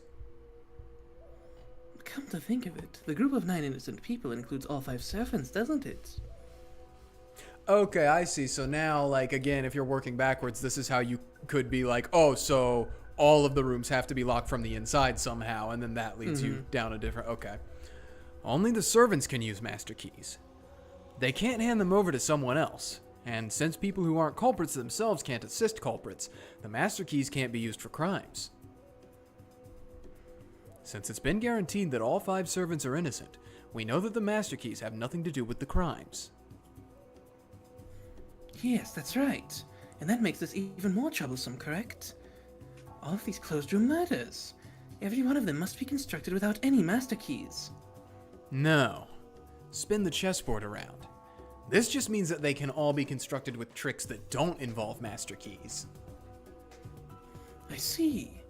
So we have the first Twilight, the closed room of the dining hall. The second Twilight, Natsuhi's closed room. And starting with the fifth Twilight, the closed room of the guest house. It seems you must look closely through those again. Let's read it through once more carefully. All of the servants are innocent. Master keys can't be used. Let's think through it again with that in mind. Already got you, Chief. Ooh, I like that song. I like how it was master keys can't be used, question mark? Yeah. I think I have a theory about the closed room of the first Twilight. Let's hear it. The corpse examinations of the victims in the first Twilight still aren't certain. In other words, what if one of them really was the culprit? They killed the other 5, locked the dining hall from the inside, and played dead. True. They could create a closed room without using master keys that way. That leaves us with a problem, though. What problem? Remember? When we were talking about the second Twilight, Bernkastel said this with the red truth. The culprit of the first Twilight really did kill 6 people. He's not thinking 2 steps ahead. Yes, now that you mention it.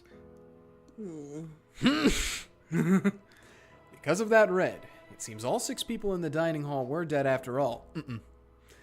So how did someone lock the dining hall from the outside? Without using a key. They didn't. Hey, Battler. Does that red truth really confirm the deaths of all 6 people in the dining hall? Well, doesn't it? In that case, the 6 in the dining hall were all innocent, and excluding Genji, whose innocence has already been confirmed, we can remove 5 more people from the list of suspects, yes? In other words, 9 plus 5 equals 14 people have been proved innocent.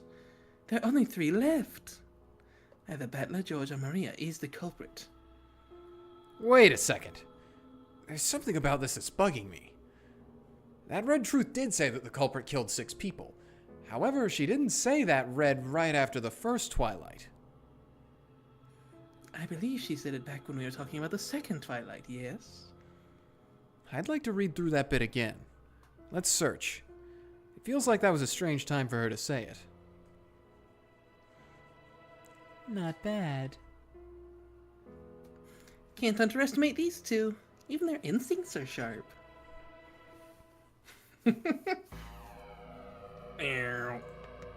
I think it might just be going until we get to the bottom of the page here. Maybe. So I think we have like 4 left. Ooh. I've been thinking about the second Twilight's closed room, but no matter how many times I try, I keep ending up with the same theory. You mean someone killing the pair of them, then locking the door from the inside and hiding? Yes. Since the master keys can't be used, the door must have been locked from the inside. So it only makes sense that the culprit was hiding somewhere in Natsuhi's room. Right. That is weird. It says this in the narration. No matter how much time passed, Kraus and Natsuhi were the only ones who didn't return. And then it continues. Everyone headed to Kraus and Natsuhi's rooms together. If Kraus and Natsuhi were the only ones who didn't return, that implies that everyone else did return to the parlor. That's right. If the criminal locked themselves in Natsuhi's room after committing the crime, they shouldn't have been able to return. And yet, everyone except the victims did return. That would make this crime impossible for all the survivors. So maybe we really should follow up on your theory of someone in the dining hall surviving committing crimes later. Come to think of it, when I mentioned that theory, I was hit with a red truth. My theory was that someone in the dining hall was alive and killed Kraus and Natsuhi. The theory was countered by this red. The culprit of the first Twilight really did kill 6 people. Well, that red is hardly surprising. After all, the culprit went on to kill Kraus and Natsuhi, so they've killed a total of not just 6, but 8 people. Slow down, wait, go back. Reverse that. Yep. Huh? Hold on. They went on to kill Kraus and Natsuhi. Which means...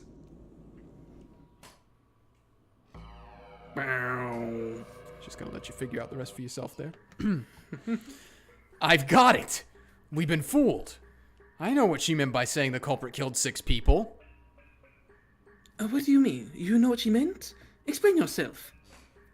The culprit of the first Twilight really did kill 6 people. If she'd said this right after the first Twilight, I probably wouldn't have found out anything odd about it. However, since she said it after the second Twilight, a new possibility shows itself. The eye dilation. You don't mean that the 6 people who were killed includes the murders of the second Twilight? That's it. The culprit really was hiding amongst the 6 in the dining hall. Later on, they snuck out of the dining hall, killed the 2 people in Aunt Natsuhi's room, locked the door from the inside, and hid somewhere in the room. The culprit could only have killed 5 people at most in the dining hall. However, if we add on the victims of the second Twilight, they would definitely have killed at least 6 times. I see. Now it all adds up. You can construct the closed rooms of both the first and second Twilights without using master keys. Well, you'd think so, but that reminds me of something else. Aunt Natsuhi's room was sealed immediately afterwards. Yes, come to think of it, Lady Bernkastel used the red truth to say this. The group sealed the room at the same time they left. No culprit joined the group as they left. And she also said this: all the seals will not be broken. Okay, that can be counteracted by the fact that both Rudolph and Kyrie are alive, so one of them is in that room. That's exactly what I was about to say. Yep, so it doesn't matter. It doesn't matter. We're fine. Mm-hmm. In other words, the culprit is trapped in a closed room again. A culprit is trapped in a closed room. That theory might explain the first and second Twilights. However, the culprit would be sealed inside Aunt Natsuhi's room, unable to leave. And that means they wouldn't be able to carry out the fourth Twilight and onwards. Yeah, I thought it was such a nice theory, but I guess it's wrong. I don't think we're wrong about this theory, but maybe it just needs some more tweaking.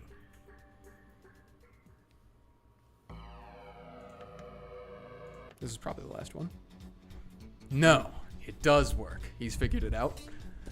There's no problem if the culprit gets sealed up. Not as long as there's a second culprit. A multiple culprit theory. Yes, that does seem to be the only way.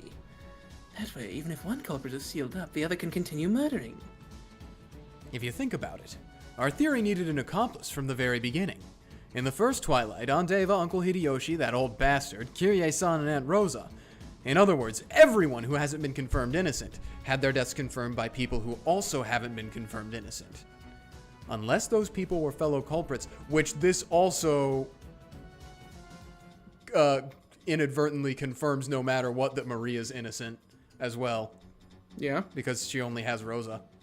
True. Unless Very those people were fellow culprits, no one would have been able to play dead. You're right. After all, the rules say that only culprits can cooperate with other culprits. Culprits are capable of lying even before they commit murder. So we have ourselves a theory.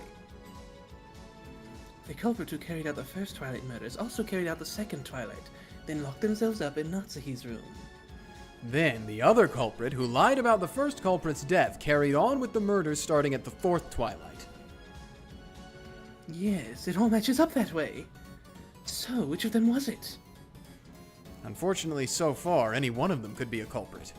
However, we can say for sure that the crime wasn't committed by a single person, and we know that the culprit locked up in Natsuhi's room was one of those 5 victims in the dining hall.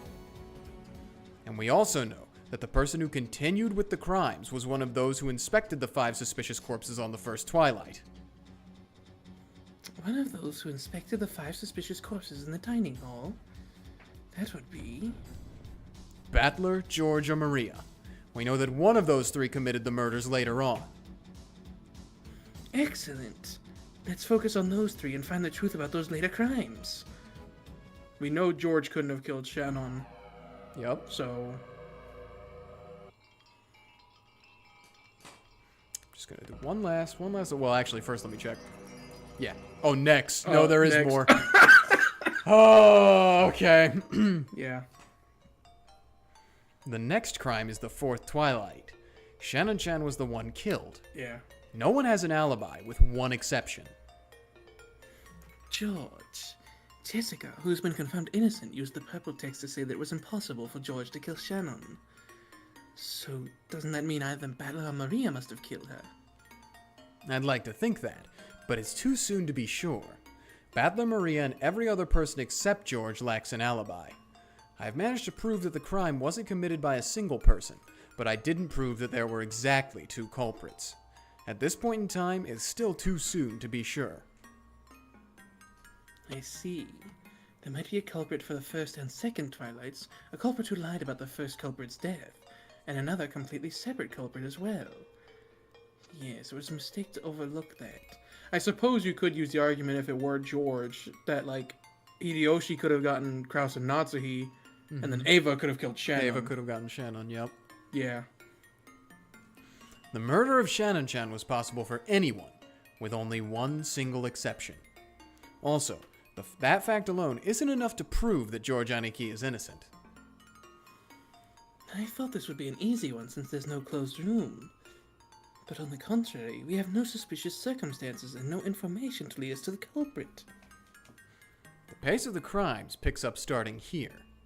Instead of getting stuck on this one part, we should start taking a look at the fifth Twilight too. What was the whole thing? Did Battler say that there was proof that he didn't leave? What? When we were talking about Nanjo, the whole thing of how we determined between Battler and George. It was Battler said couldn't have there's left no way the Nanjo guest could have house. left, and George said there's no way he could have been killed in there. Yeah. In the narration, did it say that he was killed in the... I'm checking. Yeah. He was 7th? Yeah.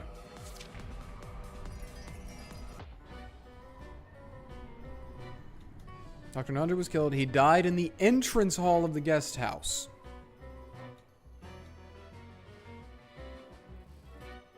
So he died in the guest house. Which, if that's the case, would mean that's incorrect. Do they say he died instantly? Oh, true. True.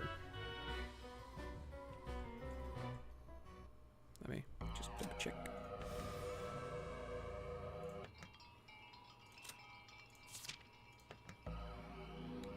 Yes. Well, no. But If George is lying. But...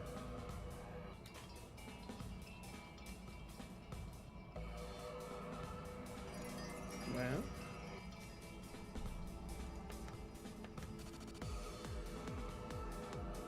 This is proof that Dr. Nanjo didn't leave the guest house.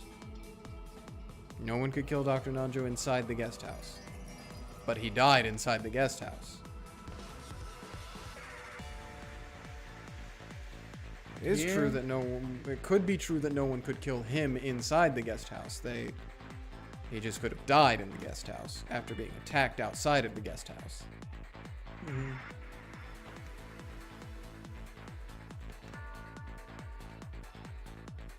Which would still make that would still prove the battler is wrong, but we don't have necessarily any definite statement that proves that. Yeah. Well, you got more hints. Because if George is lying here, then he is also lying here. Yeah. We do have more hints. We're not even there yet. We're still on the 6th. Yep. It seems we have a problem with the 5th and 6th Twilights. We can trust Jessica's purple statements, and she said this. The 4 cousins and Dr. Nanjo couldn't have killed Goda-san or Kumasawa-san. The 4 cousins and Nanjo. In other words, all of the survivors at this point in time. On the face of it, that makes this crime impossible. However, that's where we can spin the chessboard around, correct? You've got it. This actually gives us a simple answer.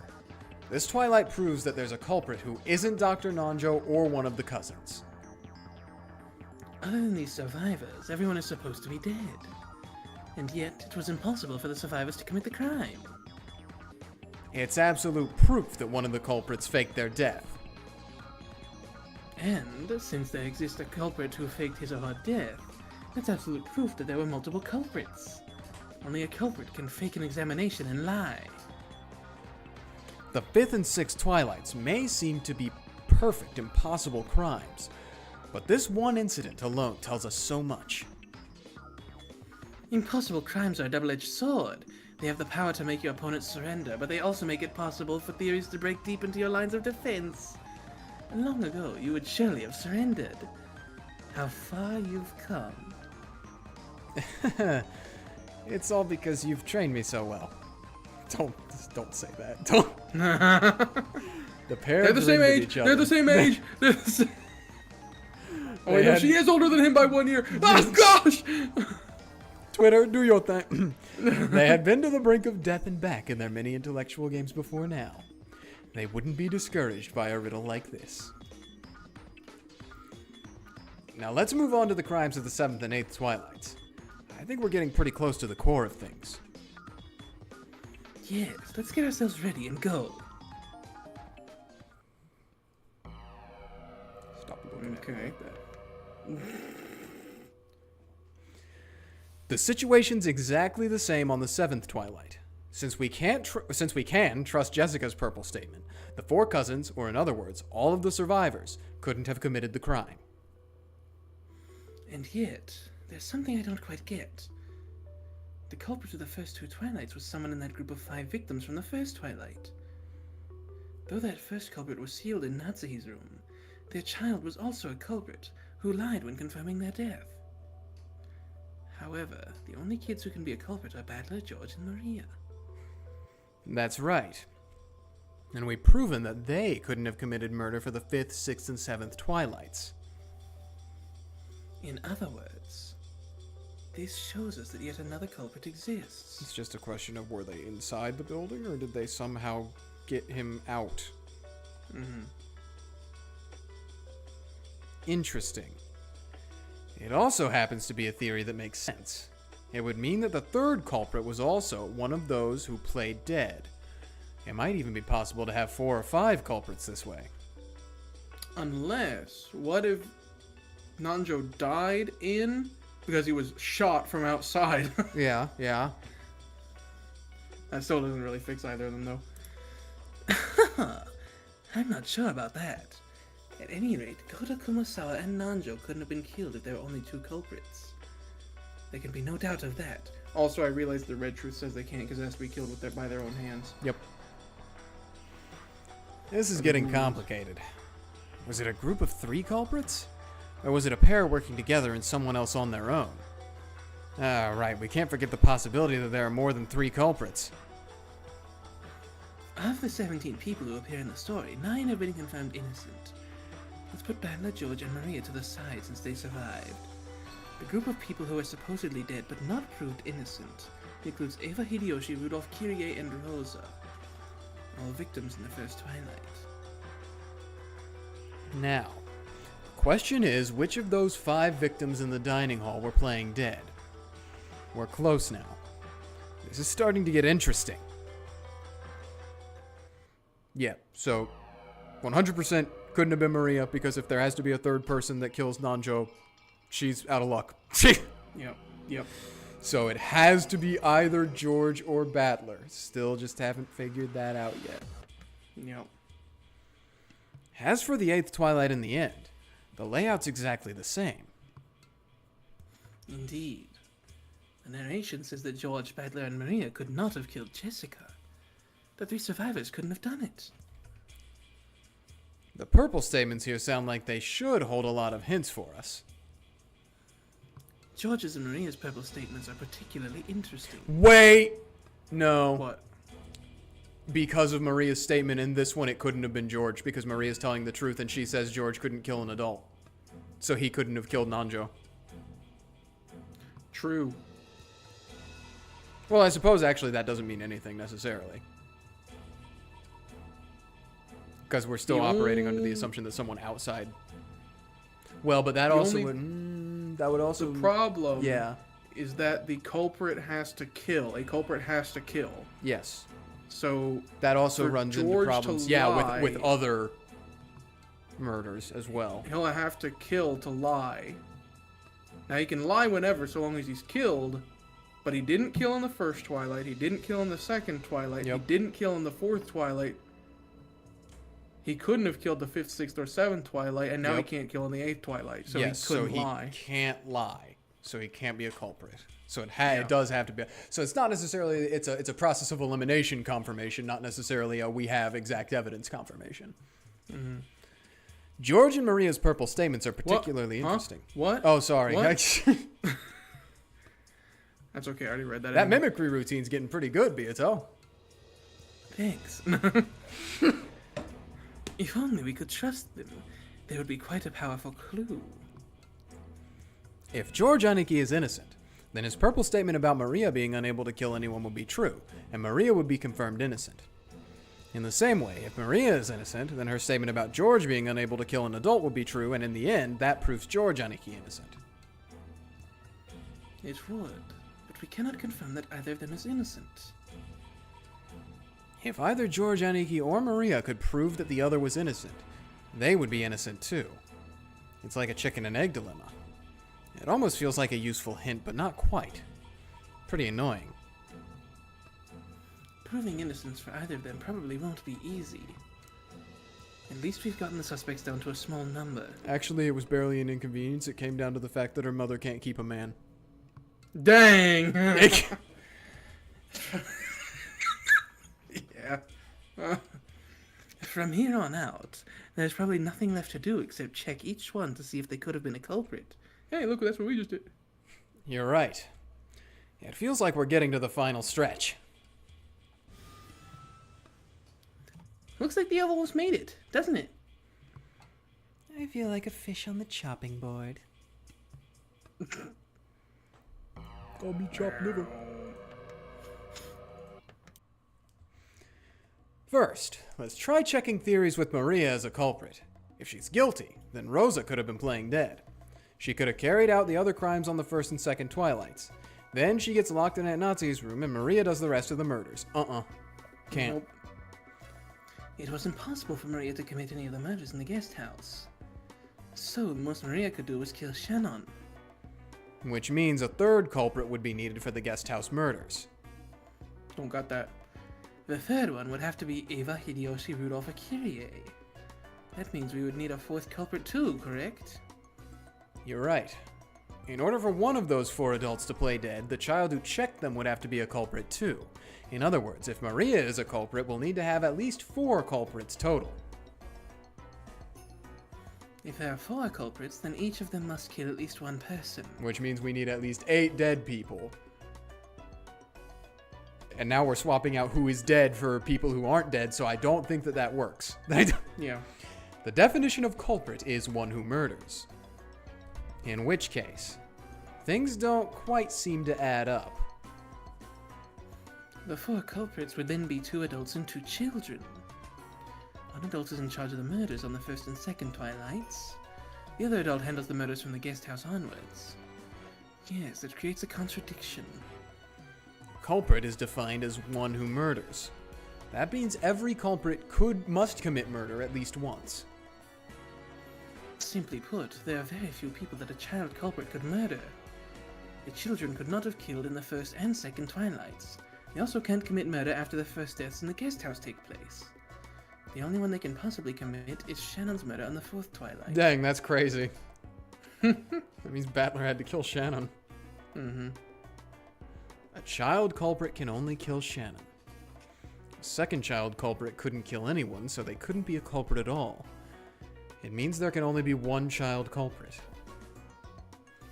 As soon as we pick Maria as a culprit, we need another adult culprit besides Rosa. However, it's impossible for there to be a second child culprit to lie about their parents' death. In other words, it's impossible for Maria to be a culprit. Ding ding ding ding ding! They're getting there. We're just waiting for him to catch up. We're just... Did that say George and Maria are the chicken and egg? Yeah. Okay, probably could have picked better words on that one. Which one's the chicken? Which one's the egg? Dang. Oh. Next, let's try out theories with George as a culprit. Only one child culprit can exist, so if George Aniki is a culprit, that means Aunt Eva and Uncle Hideyoshi are the only adults who could have been playing dead. So, a 3-person group with 2 adults and 1 kid? I see. That sounds like it explains all the crimes so far, doesn't it? But hold it. That's actually impossible to do. Indeed. It's clearly shown that George cannot be a culprit. Pretty sharp. The kids can only kill Shannon on the 4th Twilight. A trustworthy papal statement has already proven that George couldn't have been the culprit in Shannon's murder. That's it. Just one tiny alibi that only works for Shannon-chan's murder. That's what proves George Aniki innocent for all of the crimes. So we need not suspect George, which means all of his papal statements can be relied upon.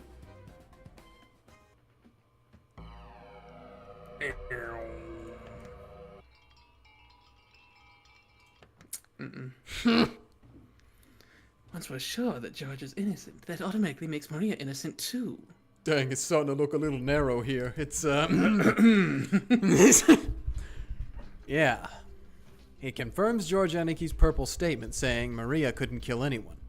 Since she couldn't kill anyone, she can't be a culprit. So Maria is also confirmed innocent. Since George and Maria are innocent, that also proves that their examinations of their parents' deaths were trustworthy. That's right. No one will mistakenly confirm a death, and people who aren't culprits can't lie. So, the deaths of their parents have been confirmed, and those parents are also innocent. We've gotten rid of almost everyone. The answer's already clear, is it not? I think that must be the last one. Goda. Nope. No, there's more. First off, there are multiple culprits. That's confirmed. This is like the, really you haven't gotten it yet? Yeah. These crimes would be impossible for a single person. To start, one of the adult culprits carried out the first Twilight, then played dead. Since we know that all the servants with master keys were innocent, there was no way for the culprit to lock the door to the dining hall from outside. So, we know that the one who locked it did so from the inside of the room. And in order for them to play dead, they needed another culprit to lie when examining their death. Genji-san is innocent, and the examinations of all 5 suspicious victims were performed by their own children. So the child of the first culprit is the second culprit. And the child culprit couldn't carry out the crimes once they start occurring in the guest house. However, the adult culprit was sealed up in Natsuhi's room. So a second adult culprit was needed. 2 adults, 1 kid. That's what our culprit group looks like. Any more? I wonder who it is. It should be obvious by now. The name of the child culprit in this culprit's group is clear. Pretty much. All the kids have been proven innocent with one exception. And the only corpse inspections that a child culprit could lie about were the inspections of that child's own parents. So, the culprit group was a family of 2 adults and 1 child. Murder as a family, huh? How sweet. So, who are the 3 culprits? There's hardly any point in stretching this out further, is there? That's gotta be the last one. Now get another hint. Dang! You don't! We know it. Ah, come on. What a messed up answer. Looks like I was the child culprit. Even in my games, Battler culprit theories were some of the most popular, weren't they? It seems so. Sheesh. Why does everyone think I did it? If you're a culprit, that automatically makes your parents culprits too. There's no need to worry anymore. We've already won. There's no need for any more discussions or hints. Let's move ahead with the answer. Now give me another hint. Oh, man. Oh. Is it over? Well done. It seems the mystery of this level wasn't enough to beat those 2 after all. Is that you, audience? Now, do you know, is there different dialogue for if I do this without hints or not, or is it just all the same? I don't know. Okay, I suppose then we're gonna find out. Yeah. Oh, Alright. You gotta select 3. all the way to May. Oh, I have to select 3? Yeah. Oh, okay. You know them. Okay, yeah, there we go. I do think if I had you here, I don't think I would have been able to do it by myself, but if I had you to help me reason it out, because I'm a lot better at reasoning things out when I can bounce off of someone else and talk to them about it. Yeah. I think I would have been able to get it without any of the hints. It would have taken a long time. I think it maybe would have taken like 3 or 4 hours. But it would have been hard. I think but yeah. I think I would have been able to do it. Because when did we basically get it? It was like after hint 6 or 7, wasn't it? I already closed the tab. I think so. Yeah, like we got it pretty early on, and they were from things that we definitely could have deduced without having them need to be. In fact, a lot of the things, if I'm remembering back, were like things that I was like, yeah, that's exactly what we were thinking. Like when they said it. So, okay. Hope you're right. I hope I'm right too. I hope you didn't lead me horribly astray on purpose. It would have been funny. I hope the game didn't lead me horribly astray on purpose. Go to Triss. It was actually Goda. Bye-bye. Yeah. It was. Somebody! Is anyone there? Oni-chan! Ah! Ange flew out of the guest house, sobbing. Is there anyone still left alive on this island? When she checked the cousin room earlier, it had been completely empty. However, she remembered that she hadn't seen Battler, George, or Maria's bodies. What she didn't know was whether this meant they were safe, or whether she was about to be reunited with them as corpses. Oh no. Yeah. This is the timeline where she gets reunited with them. Mm-hmm. Oh. Yeah. I can't say any more, but yeah. Is this Where the next are they? chapter? Oh yeah, Huh? we're in the next chapter. Where? Answer me! Oh, okay, well I suppose then it just was no dialogue at all. She dashed around through the rain. Where was she going? Nowhere in particular. The lost little sister dashed around in circles searching for her brother, drenched with rain and all alone.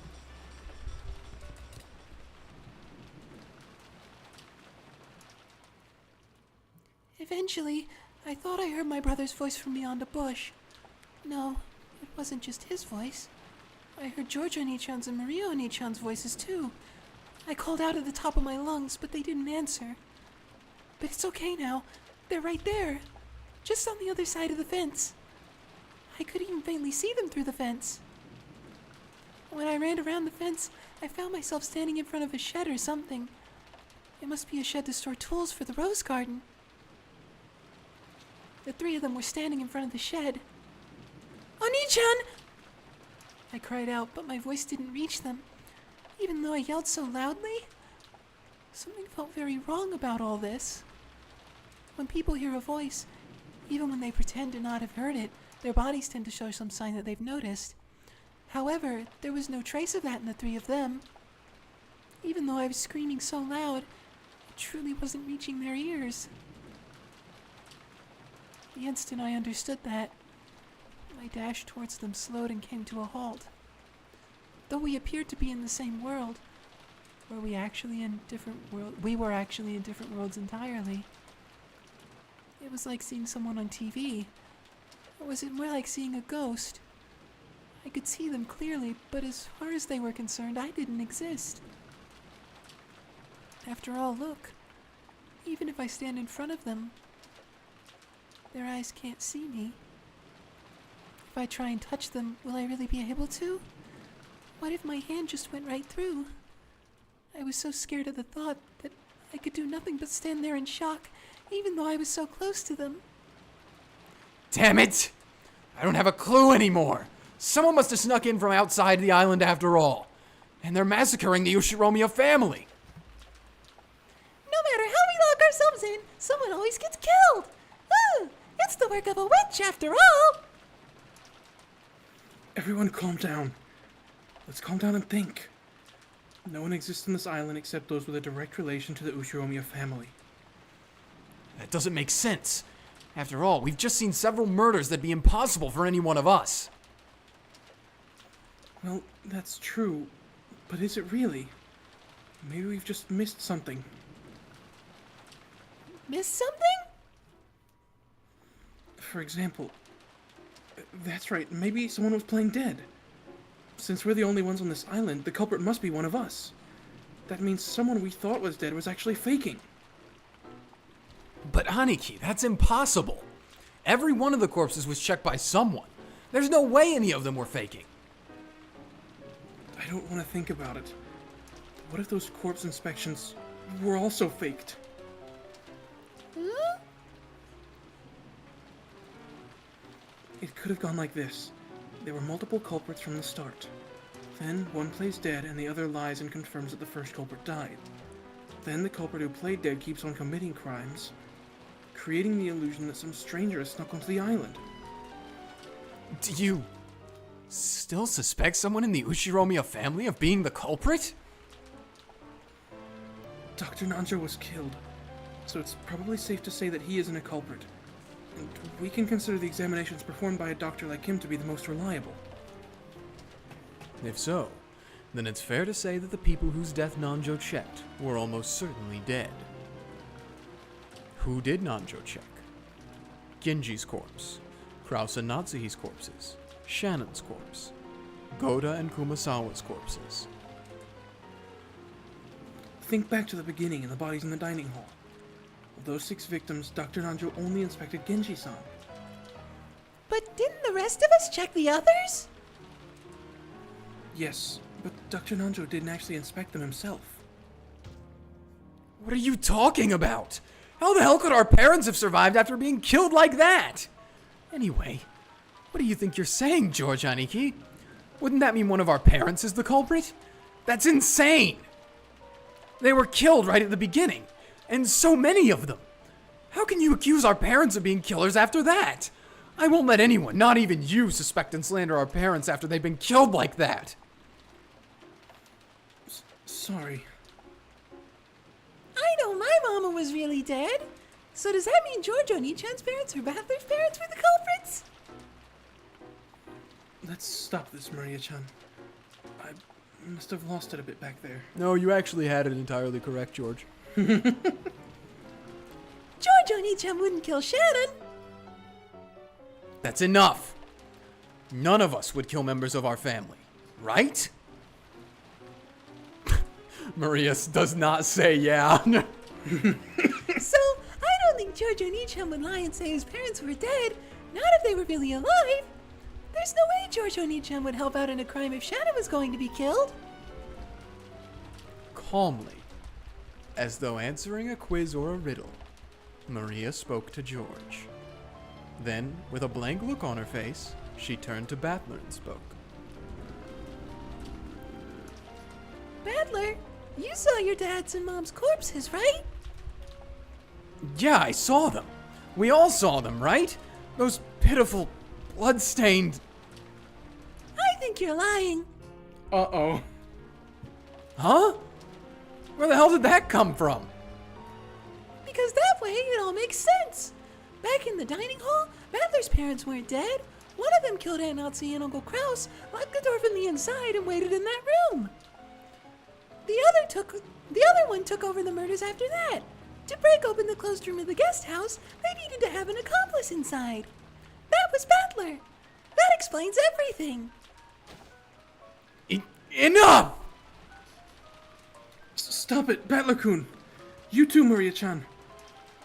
Finally, all the pieces fit together in the wolves and sheep puzzle in my head. The culprits are Battler's family. Ooh. Am I right? What are you talking about? It's either me or you. It's Yeah, I don't know. I'll just take it. She would be the one to say it. That's what I'm thinking. Correct. The voice came from behind Ange. She spun around, surprised. There, covered in blood, yet wearing cheery expressions, were Rudolph and Kyrie. Again? Uncle Rudolph and Kyrie, I'm so glad you're What's gonna happen? After saying that much, George realized what his words meant, and his face twisted into an expression of shock and horror. Poor George. Yeah. Maria wasn't surprised. Maria's always got it locked down. She always knows. Honestly, if she got to live longer, she might have been the best successor.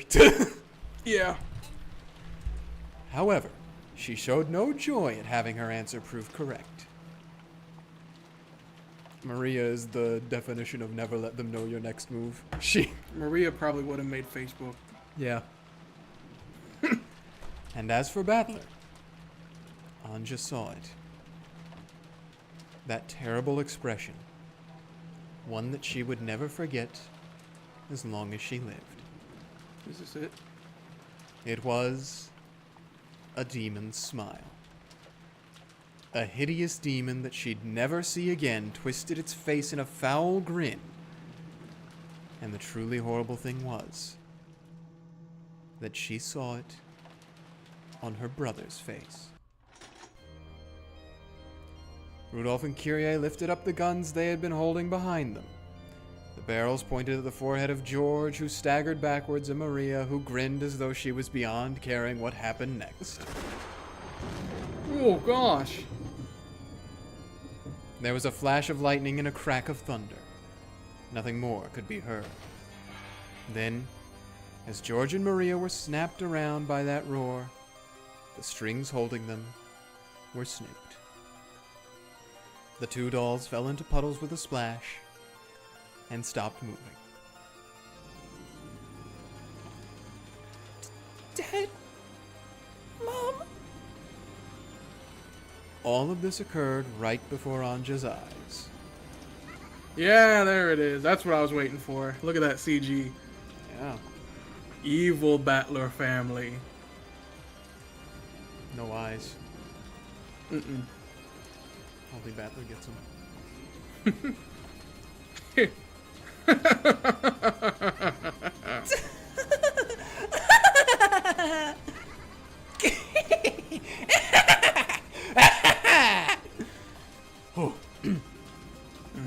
Ange, who stood stunned beside them, wasn't visible to their eyes.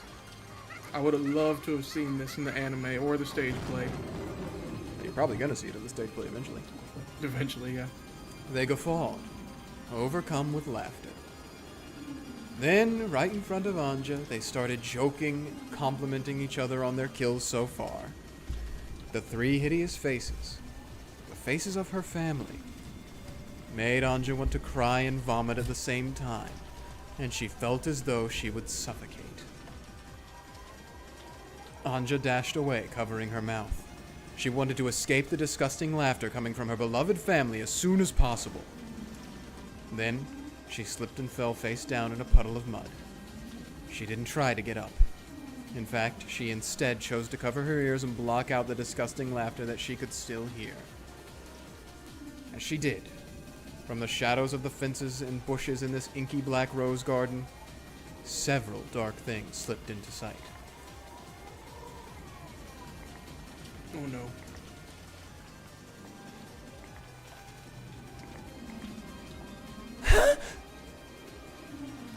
Ange looked around in surprise to see eerie black shapes appearing from all over the garden and slowly surrounding her. It was a crowd of people with goat heads. Their outfits were all different. Some wore suits, while others were dressed casually. However, all of them were covered with darkness, and all of them had goat heads. Here we go. Ange, bewildered, accidentally let her hands fall from her ears. By now, she couldn't hear that disgusting laughter. However, in their place, she could hear the words spoken by the goats. Kyrie and Rudolph are the culprits. This is how it's gonna go, so I figure we'll just alternate and try to keep track of it. Yeah. Battler is the culprit. Battler is the culprit. Battler culprit theory. Battler's family culprit theory. As the goats continued to mumble in eerie voices, they surrounded Ange and began to draw nearer. They all pressed around her, each of them naming Ange's family as the culprits. At first, everyone joined in on the Eva culprit theory. The sole survivor from Rokkenjima got almost all of the wealth to herself, so such a theory was only natural. Why was Ushiromiya Eva the only one who escaped to Kuwadorian? And why did she refuse so stubbornly to talk about what happened that day? It was decided that the Eva culprit theory fit all these facts. However, when Eva died of illness, and people learned that all the vast wealth she had created by unscrupulous means would go to Ange, public opinion, or rather, the forgers, created and spread a new culprit theory. This was the Rudolph's family culprit theory. If it was normal for everyone to come to the family conferences, why was Ange the only one who didn't come this time? Did Rudolph's family have some reason for not bringing the young Ange with them? They did take Battler, but he wasn't Kyrie's son. Yeah. Then, when it was revealed in some magazines that Kyrie's family had close ties to a massive gangster organization, no way, they're Yakuza! That's crazy. Yeah. Well, actually, it makes a lot of sense. All eyes suddenly gathered on Kyrie herself. The truth of how Rudolph had made a killing on the fraudulent business practices was also made bare, and almost immediately the couple became thought of as the most suspicious people on the island. Hideyoshi and Eva's company might have been heavy-handed at times, but at least it had operated within the law. However, the more Rudolph's company was investigated, the more dirt was dug up. Furthermore, testimony was dug up about various scandals involving party tickets from the time Kyrie and Rudolph were students, and it was clear that they were far more suspicious than Eva's family. And so, in a flash, the Rudolph's family culprit theory expelled the other conspiracy theories, including the Eva culprit theory, and reigned as the greatest of them all. It wasn't really because it was more plausible than the Eva culprit theory. They had just gotten bored of the old theory and wanted a new sensation. That's us. Yeah, this. I think it's more so supposed to be analogous for like the witch hunters, but It's about a certain part of the audience that Yeah. really only care about the mystery. not me. Mm-mm. I stopped caring after like episode 5. Yeah. The goats seemed to bend and undulate. The sky rapidly turned white, becoming a ceiling lit by fluorescent lamps. Oh. Dang. The goats had changed completely. Well, not completely. Becoming the shapes of girls wearing goat masks. You just gave them, Yeah. breasts. All of the girls were wearing the same clothes. It was a uniform. the uniform of St. Lucia Academy. Did you hear? The real culprits were Rudolph and Kyrie. I heard. Yeah, I knew there was something suspicious about them leaving their kid behind. Didn't Ushiromiya Eva say herself that she was poisoned to death? Isn't it obvious who was behind that? Must be nice for her. She gets her whole family's riches all to herself, right? I always knew the Rudolph's family culprit theory was right. I always thought there was something wrong with Ushiromiya-san. Mando? Yeah. She's getting a lick in there too. Sorry, I couldn't help myself. Yeah.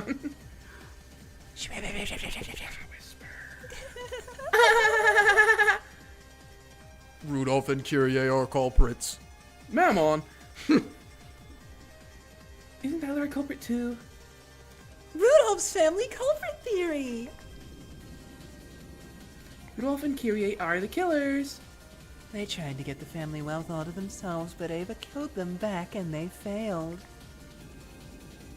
But in the end, Ushiromiya Ange gets everything anyway, doesn't she? Rudolph and Kyrie are the culprits, of course. Rudolph's family culprit theory. Rudolph and Kyrie and Battler are the culprits. Rudolph and Kyrie and Battler are the culprits. They're saying your family were the culprits, Ushiromiya-san. What do you think of that? Hey, what do you think? But in the end, you get all the family wealth to yourself, don't you? Even at the end, Ushiromiya Eva never told you anything, right? I always knew that girl was suspicious. This also explains why Eva hated you so much. Hey, say something. Tell us what you think. She really is a creepy kid, isn't she? Can't you at least tell us what you think of this theory, creep? A blade of air. Oh, sorry, I'm on it. A blade of air swept over me as I crouched down, holding my head. In a flash, the illusion of the female students with goat heads that surrounded me shattered. I was curled up in a puddle in the rainy rose garden, surrounded by goats. But then, those goats were also sliced in half, and the upper half slid to the side. It was like seeing a master swordsman slicing through a stick of bamboo. Ooh. Before I say who is saying this, who do you think?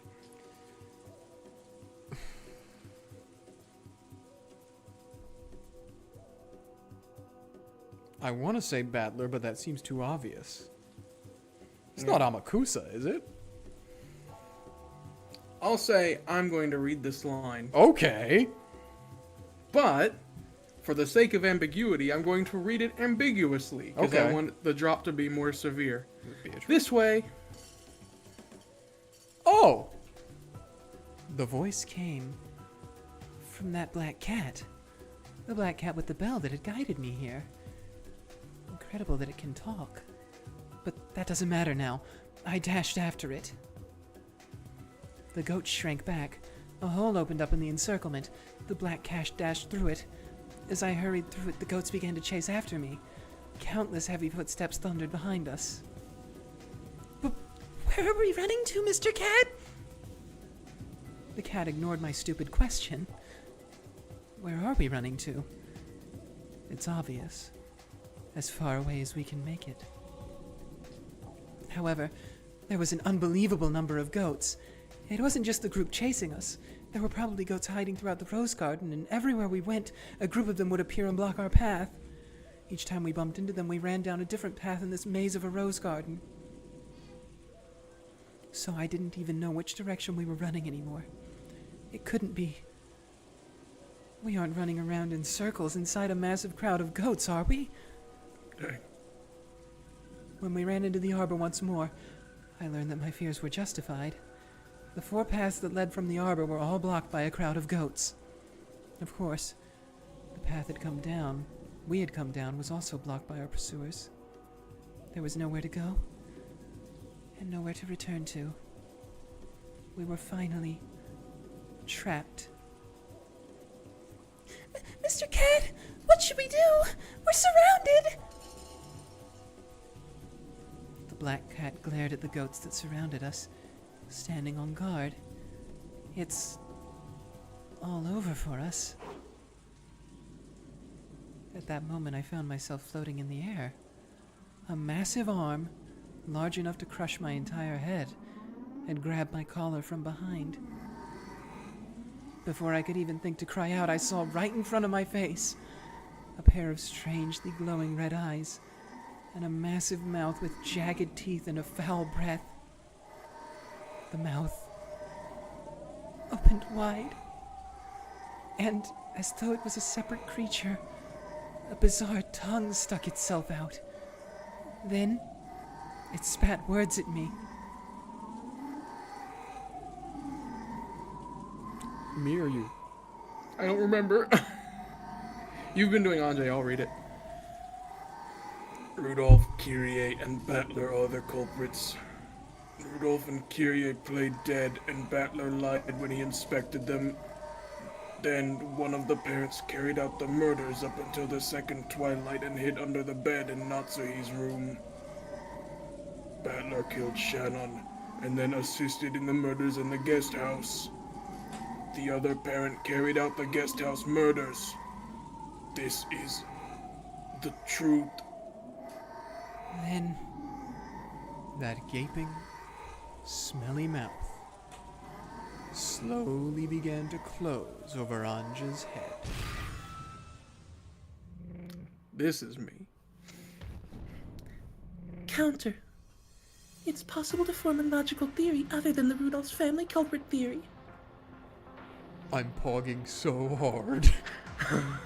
You gotta go. A blue flash sliced off the top of the mouth that was trying to eat Ange's head, sending it flying. Ain't no way. I fell into a puddle, along with the goat that was still grasping my collar, though there was nothing left of it above its chin.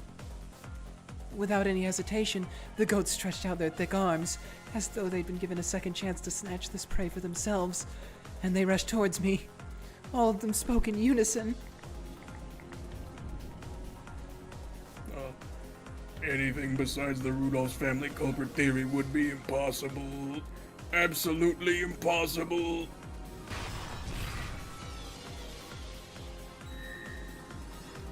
It's possible to form a logical explanation other than the Rudolph's family culprit theory. For example, a theory with George's family as the culprits is possible. Hey!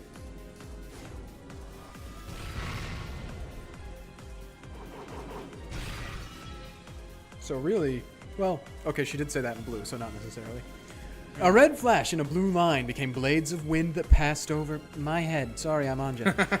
Doubly slicing the arms of a goat that tried to pick me up. I think the next goats dashed not towards me, but towards the black cat that was protecting me from behind. As I sat on my butt staring up towards the rainy night sky, the massive goats were in the air right above me, fighting the black cat. Or someone. George's family culprit theory is impossible. George can't kill Shannon, so he can't be a culprit, and he can't lie when checking corpses. No, it is possible. A culprit is defined as one who murders. No one ever said they have to murder a character who appears in the story. True. In other words, if George committed murder outside the island sometime before this crime, he could be a culprit without killing anyone on the island, and it would be possible for him to lie. The deep red curves bit into the goat.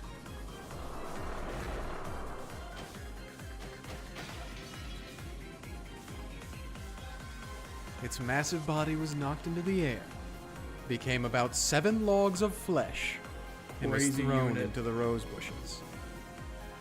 This time, the terrible force of the attack shocked the goats. They faltered, shook, and stepped back. Finally, I understood. That red slice. It had come from a weapon that could draw red slashes. No, it also drew blue slashes just a second ago. It was a massive scythe that could speak both types of truth, red and blue, at will. I looked up at the sky, then let my head hang down backwards.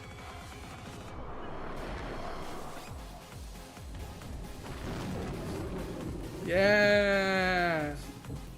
There was no black cat there. It was a girl, holding a large scythe. How's that? This level of reasoning is possible for Furudo Erika. When the crowd of goats recognized the girl who called herself Erika, a stir passed through it. It was clear that this person had enough of a reputation to make them tremble. Did she just yoink Ange? Yup. Yep. Erika lifted me up, flew into the air, and landed on top of the arbor. Then she let go of me and, still wielding her scythe, made an elegant curtsy to the crowd of goats surrounding us. This is probably the first time most of you have met me. Allow me to introduce myself. Pleased to meet you, everyone. I'm Furudo Erika, the detective. If you're one of those blockheads who can only think of the Rudolph's family culprit theory, stand down! If anyone thinks they can counter my argument, please feel free. Of course, I won't be holding back either.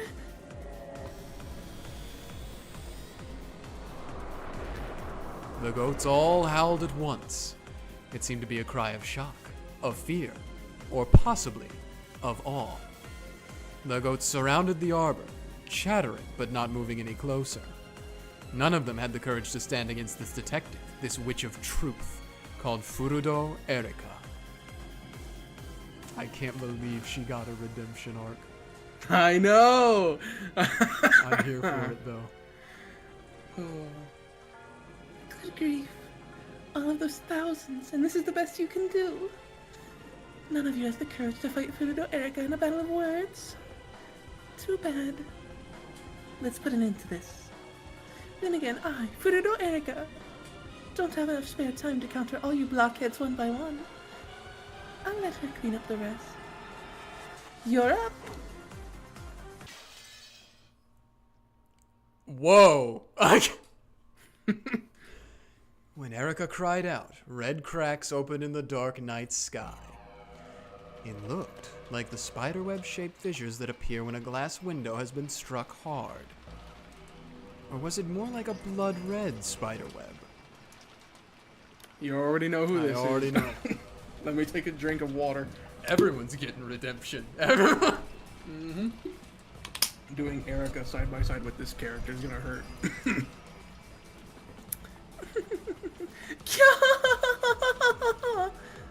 A laugh rang out through the spiderweb-covered world. A witch's laugh. It sounded somehow familiar to Ange. And there, standing on the spiderweb and gazing down on the goats who must have looked like trapped bugs, was the witch.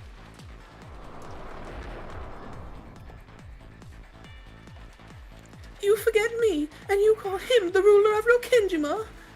You forget me, and you think Rudolph is the culprit? It was the witch who had hidden inside of Eva, a witch of the future, who would one day call herself the Endless Witch after the cat box closed over this world. Who forgets Eva Beatrice and calls himself the murderer of Rokkenjima? How impertinent! On this island, who lives and who dies is totally up to me. All the wealth and gold is mine. Everything about October 4th and 5th in 1986 is mine to do with as I please. It all belongs to me, Eva Beatrice.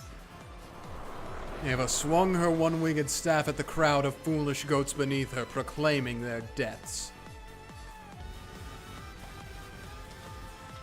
The ceiling of spiderwebs that covered the heavens plummeted, and more spiderwebs seeped out of the ground at the goats' feet. Then, the webs from above and below met, and thousands upon thousands of goats were caught in their grasp. Then, as Eva swung her staff, it swirled, around and around, like egg yolk being mixed in a bowl. What a descriptor. Eventually, it was all packed into a massive blood-red goo. Oh my gosh. The moans of goats drifted out from the inside. That entire crowd had been compressed into a meatball a few meters across. Oh my goodness. Yeah. So, you morons doubt that I'm the culprit? No, don't make me talk, it's both of them. Okay. Reaching the Ava culprit theory and giving up there is good enough for the likes of you.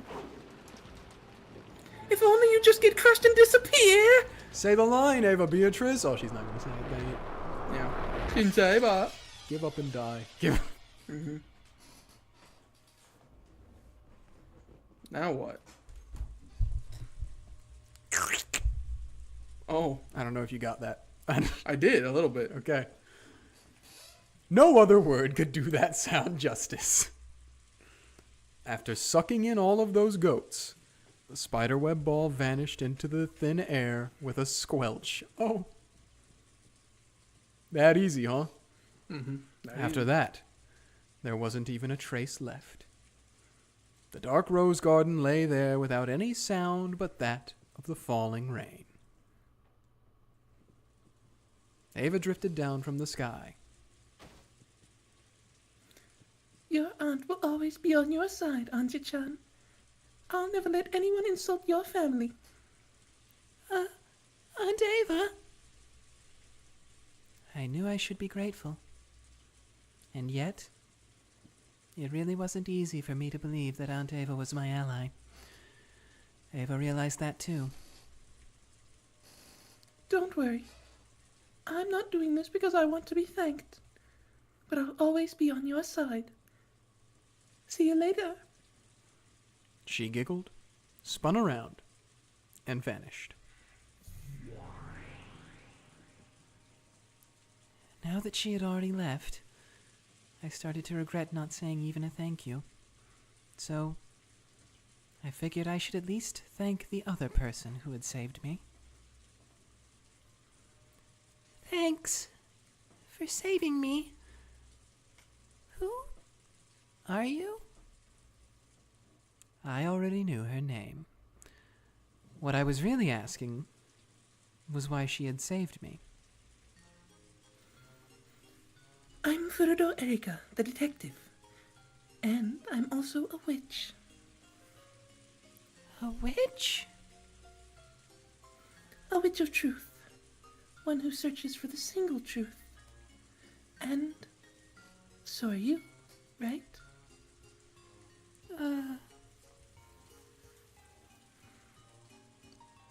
Those 2 days, October 4th and October 5th, 1986, I've been so desperate to know what happened that I took a step off the roof of that skyscraper, drifted through several witch games and fragment worlds, and abandoned myself to this long journey with no rewards. All I want is to know what happened that day. All I want is the single truth of that day. Searching for something like that is what makes you a witch of truth.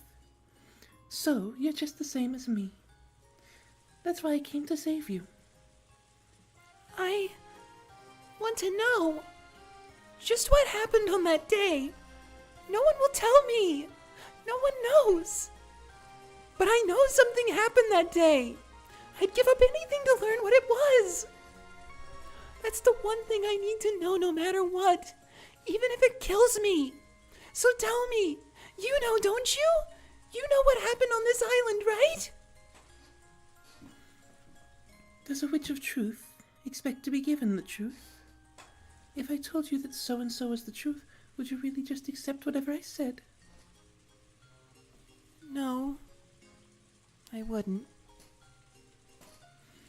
What did Battler-san show you today? Today, Oni-chan showed me a bizarre Halloween party. It may have been heartwarming and a lot of fun, but it definitely wasn't the truth. Didn't Battler-san show you something and say it was the truth? It's not. That couldn't be the truth. Sometimes, other people will try to mislead us by claiming that they know the truth.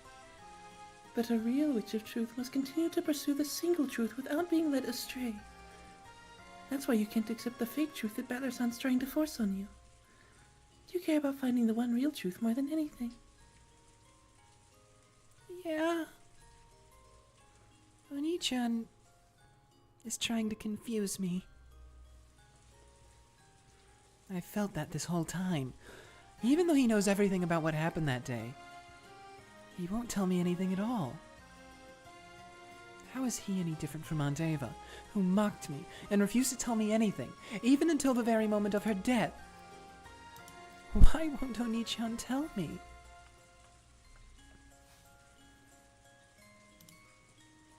Why? Why won't he tell me? The dam inside my heart burst. Why won't Oni-chan tell me what really happened? Why? Why? I'm the only one who doesn't know. No one's telling me the truth. Tell me what happened that day, Oni-chan. Oni-chan! I cried out at the rainy night sky. Hot tears poured from my eyes, but they were covered by the cold rain that beat against me, so no one other than me would know that they were tears. No one would know my pain and sadness. I'm always the only one alone. All alone. Someone tell me! Tell me what happened that day!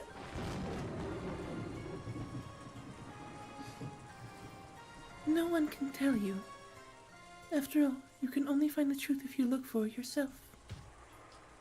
Where is the truth? How can I find it? Everyone's hiding it. They won't tell me. I'll find it myself.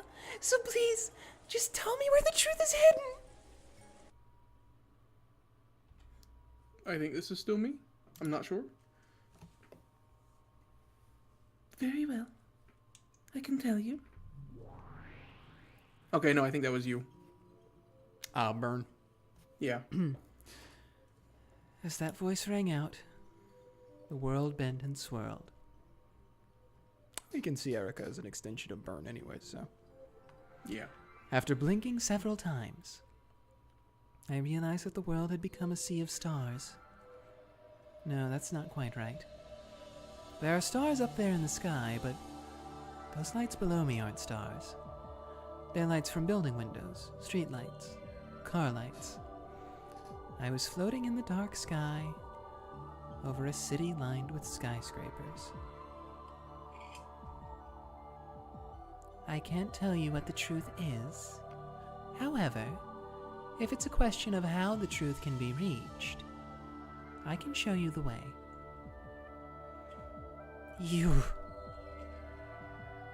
Various bad memories are jumping out at me from the back of my mind. That's right. I was chained in place in a strange theater, and forced to watch a repulsive fragment where Mom and Dad committed murder. I never said that was the truth. But I heard what you said with the red.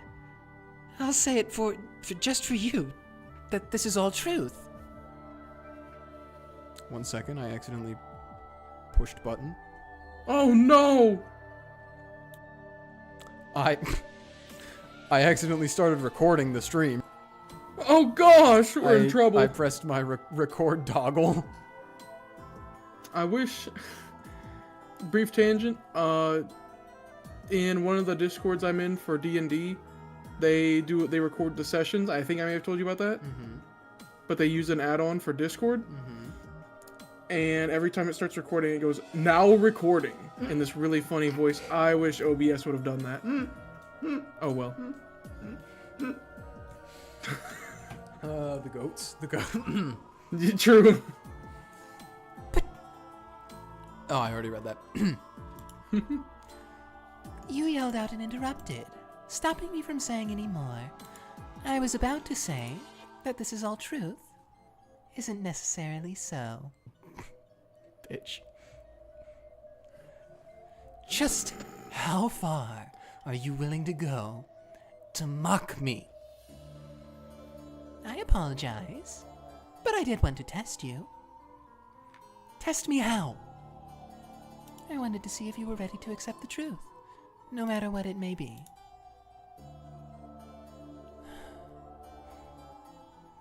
The truth can betray you, sometimes. In fact, there are times when it shows itself as the thing you desire least. That fragment I showed you was probably the worst one you could possibly imagine. However, if you lack the strength and courage to withstand even something like that, then you aren't fit to reach the truth. I have no comeback. Finding the truth is my goal. I just want to know what happened on that island on that day. I don't like to think that I only want to hear what I want to hear. Am I really prepared to face the bloody, unbearable truth that probably awaits me? If I find the truth, it'll mean having to look straight at my family's tragic final moments and accepting them as they are. And if I do accept that, it means abandoning my faint hope for a convenient miracle. The idea that one of them might have survived somehow and might return even though 12 years have passed. I know a miracle like that would be completely ridiculous, but if I'm honest with myself, I have to admit that I've been comforted by that faint hope these past 12 years. I want to know the truth, but I want one of them to come back. Those two wishes contradict each other. By learning the truth, I'll be forced to accept that no one's coming home. The truth is always cruel. At times, it can even cut down your hopes. Most of the time, humans don't realize the costs of learning the truth. I simply wanted to see if you had the necessary resolve. I must choose between my two contradicting wishes. Will I find the truth and abandon my optimistic hopes for my family's return? Or will I give up on the truth and keep waiting for the family that will never really return for all eternity? Will I freeze up and let myself be fooled by the childish illusion my brother made for me? Tell me, Ange, are you truly determined to learn the truth? I am, and your resolve will not falter. It won't. After hearing my immediate reply, Bernkastel stared at me. Are those expressionless eyes of hers measuring my resolve? Now that my brother is covering up the truth, even after becoming Game Master, the only thing I can rely on in my search for the truth is the path that Bernkastel can show me.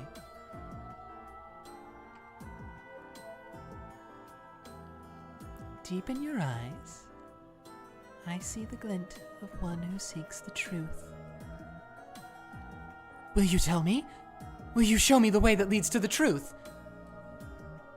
Yes, I'll guide you. Did you forget, Ange? I am your guardian, right? How long has it been since I last heard Bernkastel use that word? Yes, I haven't heard it since the very beginning, when I met her in this future world and became a witch, with her as my guardian. That's when I became the Beatrice of 1998. The one who could defeat the Beatrice of 1986. You are the Beatrice of 1998. Ange Beatrice.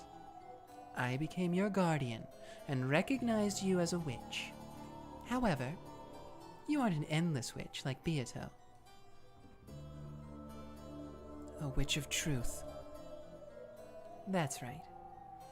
You're like Erica, a witch of truth who will seek the single truth, undeceived by any illusions. I guess the Witch of Truth, Ange Beatrice, has the power to reach the single truth. Yes. However, up until now, you've been unable to use this power. Do you know why? I do now. Oops. Even though I searched for the truth, I unconsciously resisted learning the truth. Exactly. Finding the truth was your goal, but at the same time you were unconsciously afraid that learning the truth would mean losing that miracle of your family coming back. So you didn't have what it took to stretch your hand out to the single truth. You're completely right. I have to admit that I was naive. I must admit it. My entire family is dead. Now that I've acknowledged it, I must expose why they died and who was behind it.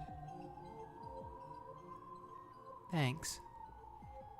The fragment you showed me in that dark theater was there to open my eyes. Many, many games have gone by, waiting for you to become a true Witch of Truth. But I think there was a purpose to it all.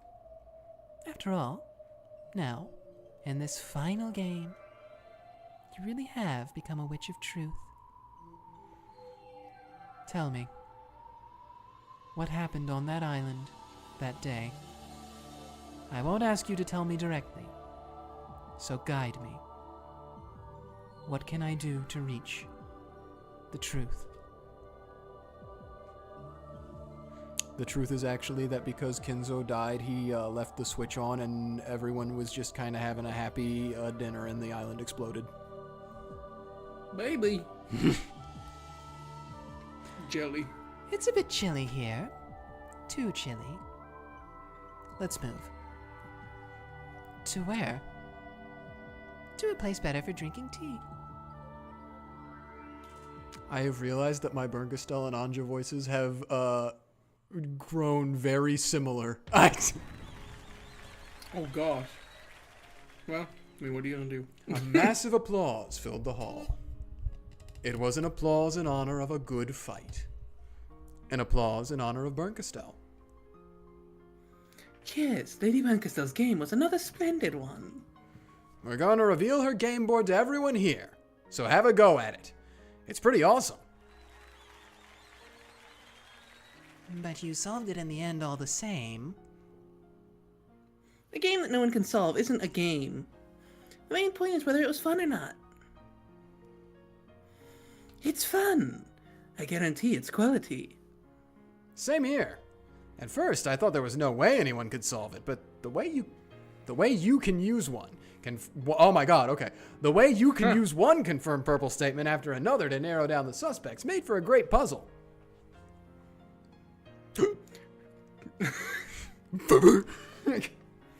Dang. I'll never be able Come, to perfectly everyone. replicate the one I did that one time. Yeah.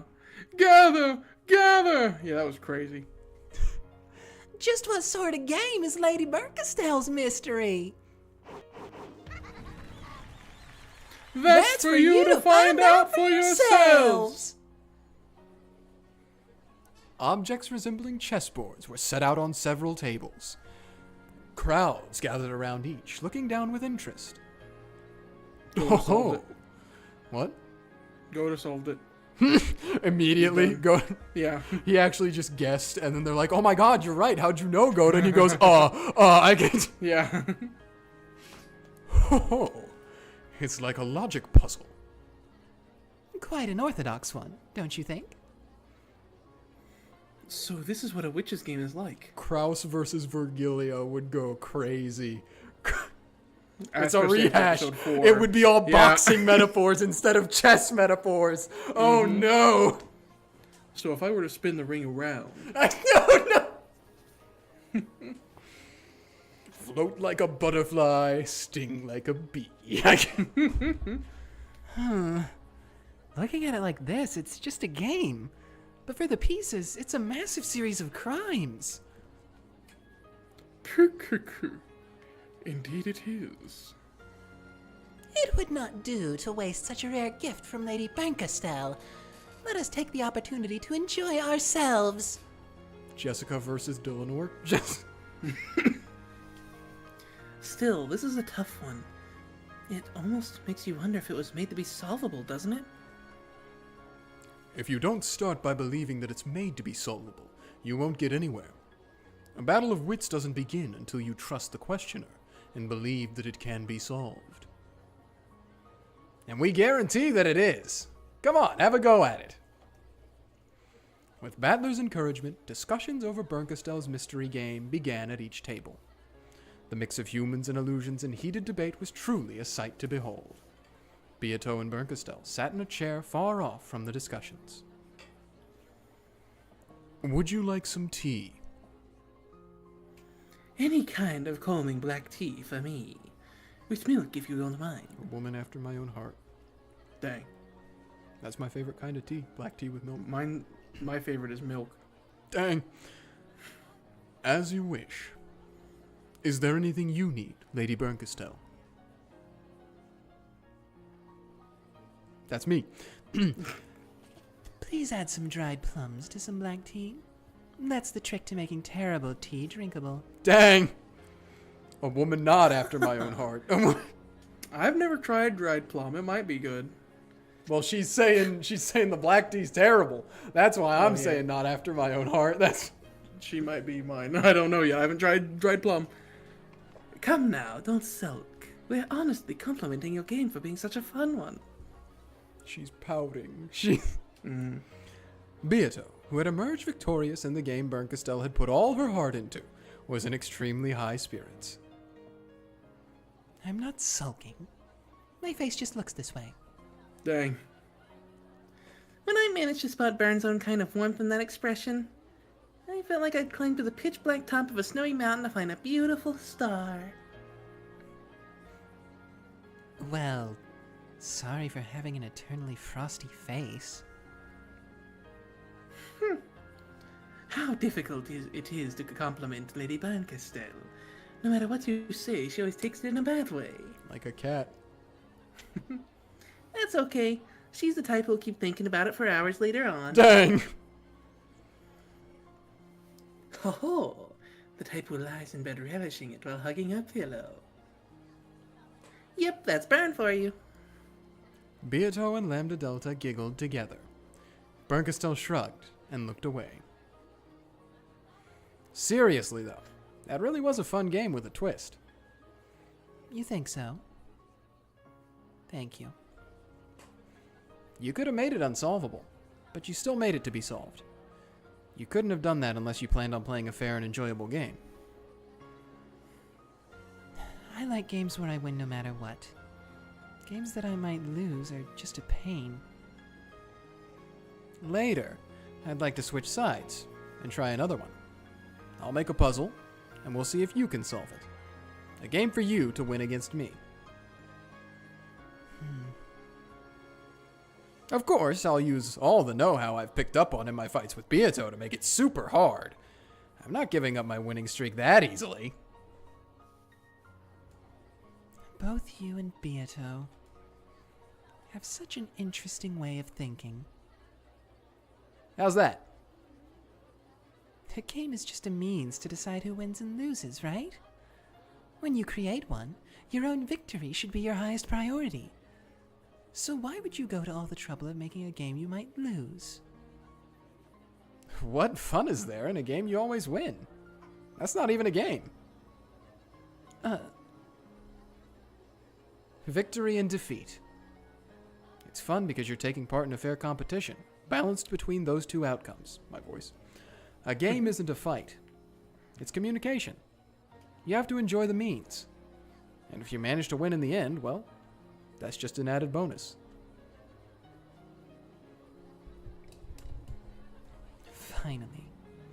Finally, I clearly understand the difference between how all of you think and how I think. You just had to ask. You just... What do you mean? For you, this is communication.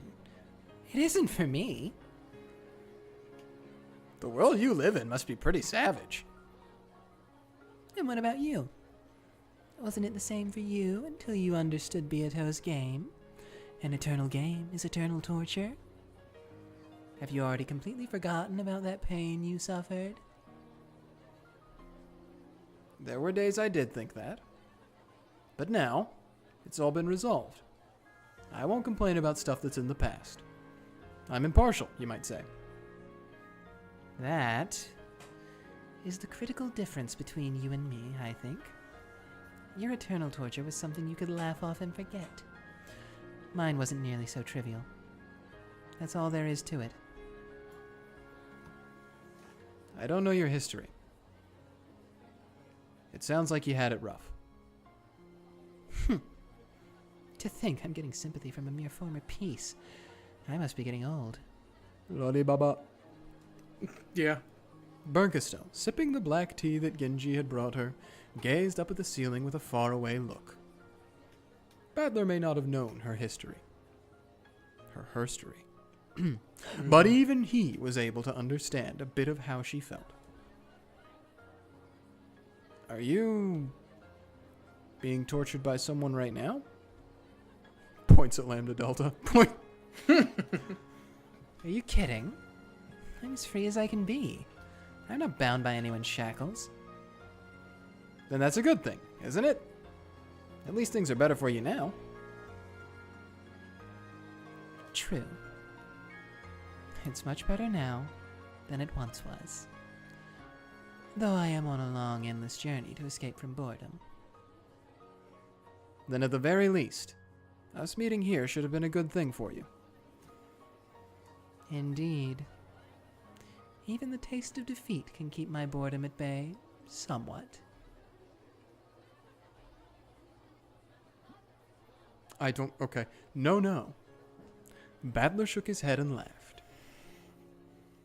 We're friends who've enjoyed fighting in a fair game. So? If your days are filled with nothing but running away from boredom, feel free to drop by at our place every now and then. We'd love to welcome a friend. And we'll be able to set up everything needed to help a friend escape from boredom. You think you can prepare a welcome interesting enough to help me, the great Bernkastel, escape boredom for even a single night? I do. That's what it means to be a friend.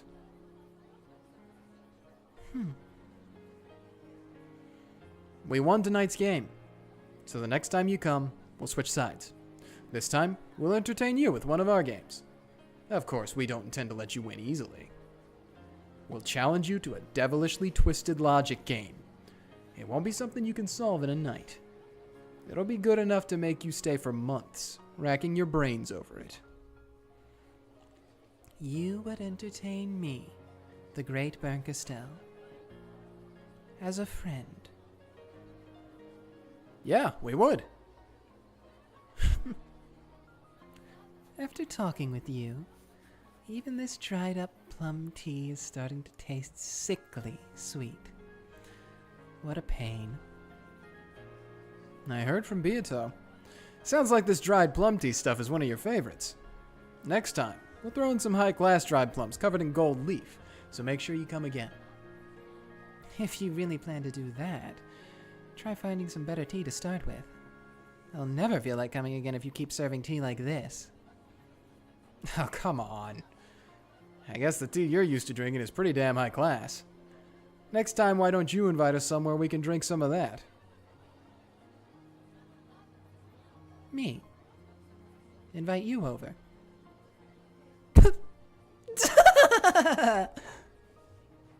It's only fair, right? We've treated you. Now it's your turn. Yes. It would only be fair. So let's have the game be fair too. Let's switch sides and start a new game. I'm looking forward to it. We won this time, but who knows about the next? That's some confidence you have there, and yet I'm afraid you're mistaken on one point. What's that? My game isn't over yet. I wonder who will win in the end. After taking one more sip of her black tea, Bernkastel set her cup on the table, wearing a thin smile. The tea here's far too sweet. It was a mistake to have any. Thank you, Genji. Take this away, please. As you wish. Bernkastel asked for her tea to be taken away after taking only 2 sips. Battler smiled, realizing that this was just Bern's way of being shy.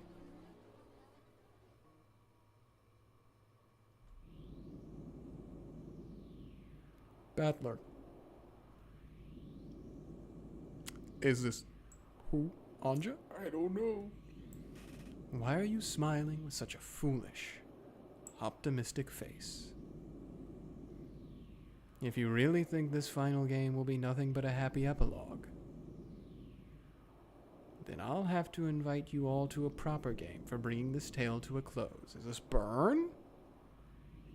I'm still not sure. There's only one other person I can think it might be. Featherine? That's what I'm leaning towards, but I'm not sure. Battler, you forget too easily. Don't you remember in whose hands lie the key to this final game?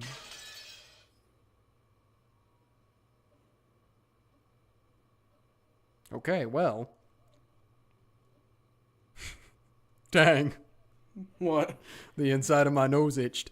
I was going to say I think that's a pretty good place to end it. We're not yet at the end of the chapter. Are we? But I'll How leave it close to are you. How close are we? All I know is that there's 4 more songs that play. That's a bit. Yeah. That's all I got, though. We've almost gone for 3 hours, and I am a little mentally exhausted from all of the problem solving today. That's fair. Well, do me a favor, though, and respond to our chatter. Oh, hello? Hello, just joining. Can you possibly give a quick rundown on this game so far? Like from the beginning?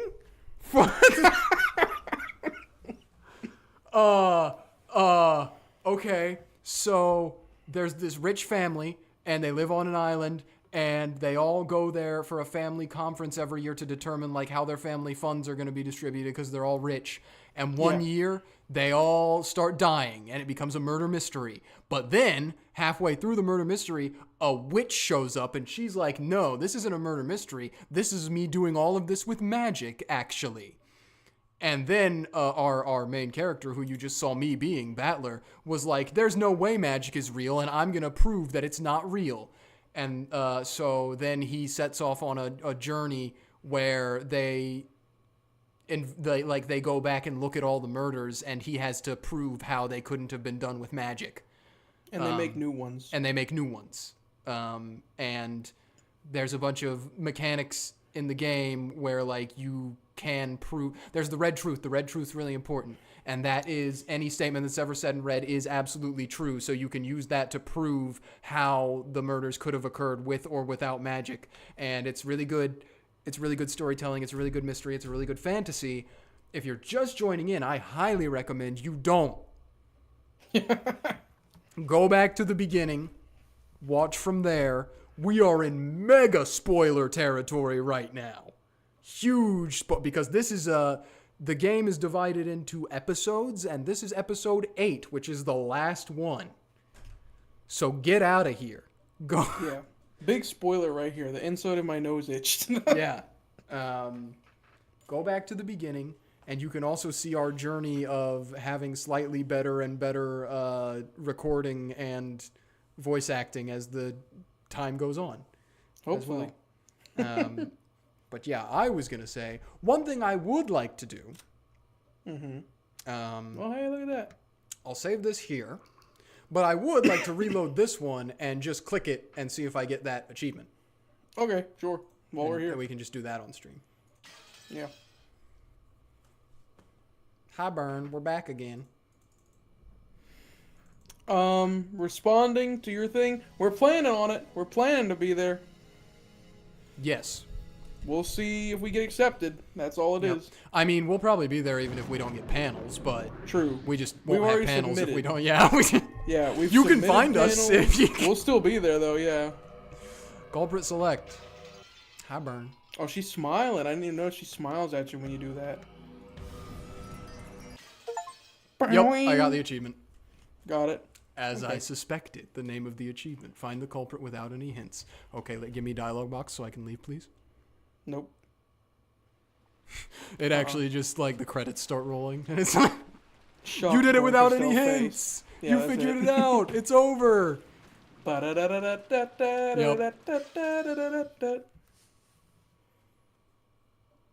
The inside of my nose itched. That it sure did. Okay. Well, Anything what did you different think of here? Burns' game? I thought it was fun. I actually genuinely enjoyed sitting down and figuring all that out and like working out.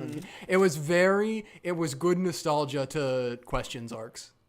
It was very good nostalgia to Questions arcs because it was fun sitting down and being like, oh, this is how the purple text works. And now I'm going to figure like, ooh, it felt very early Umineko and I liked it a lot. Yeah.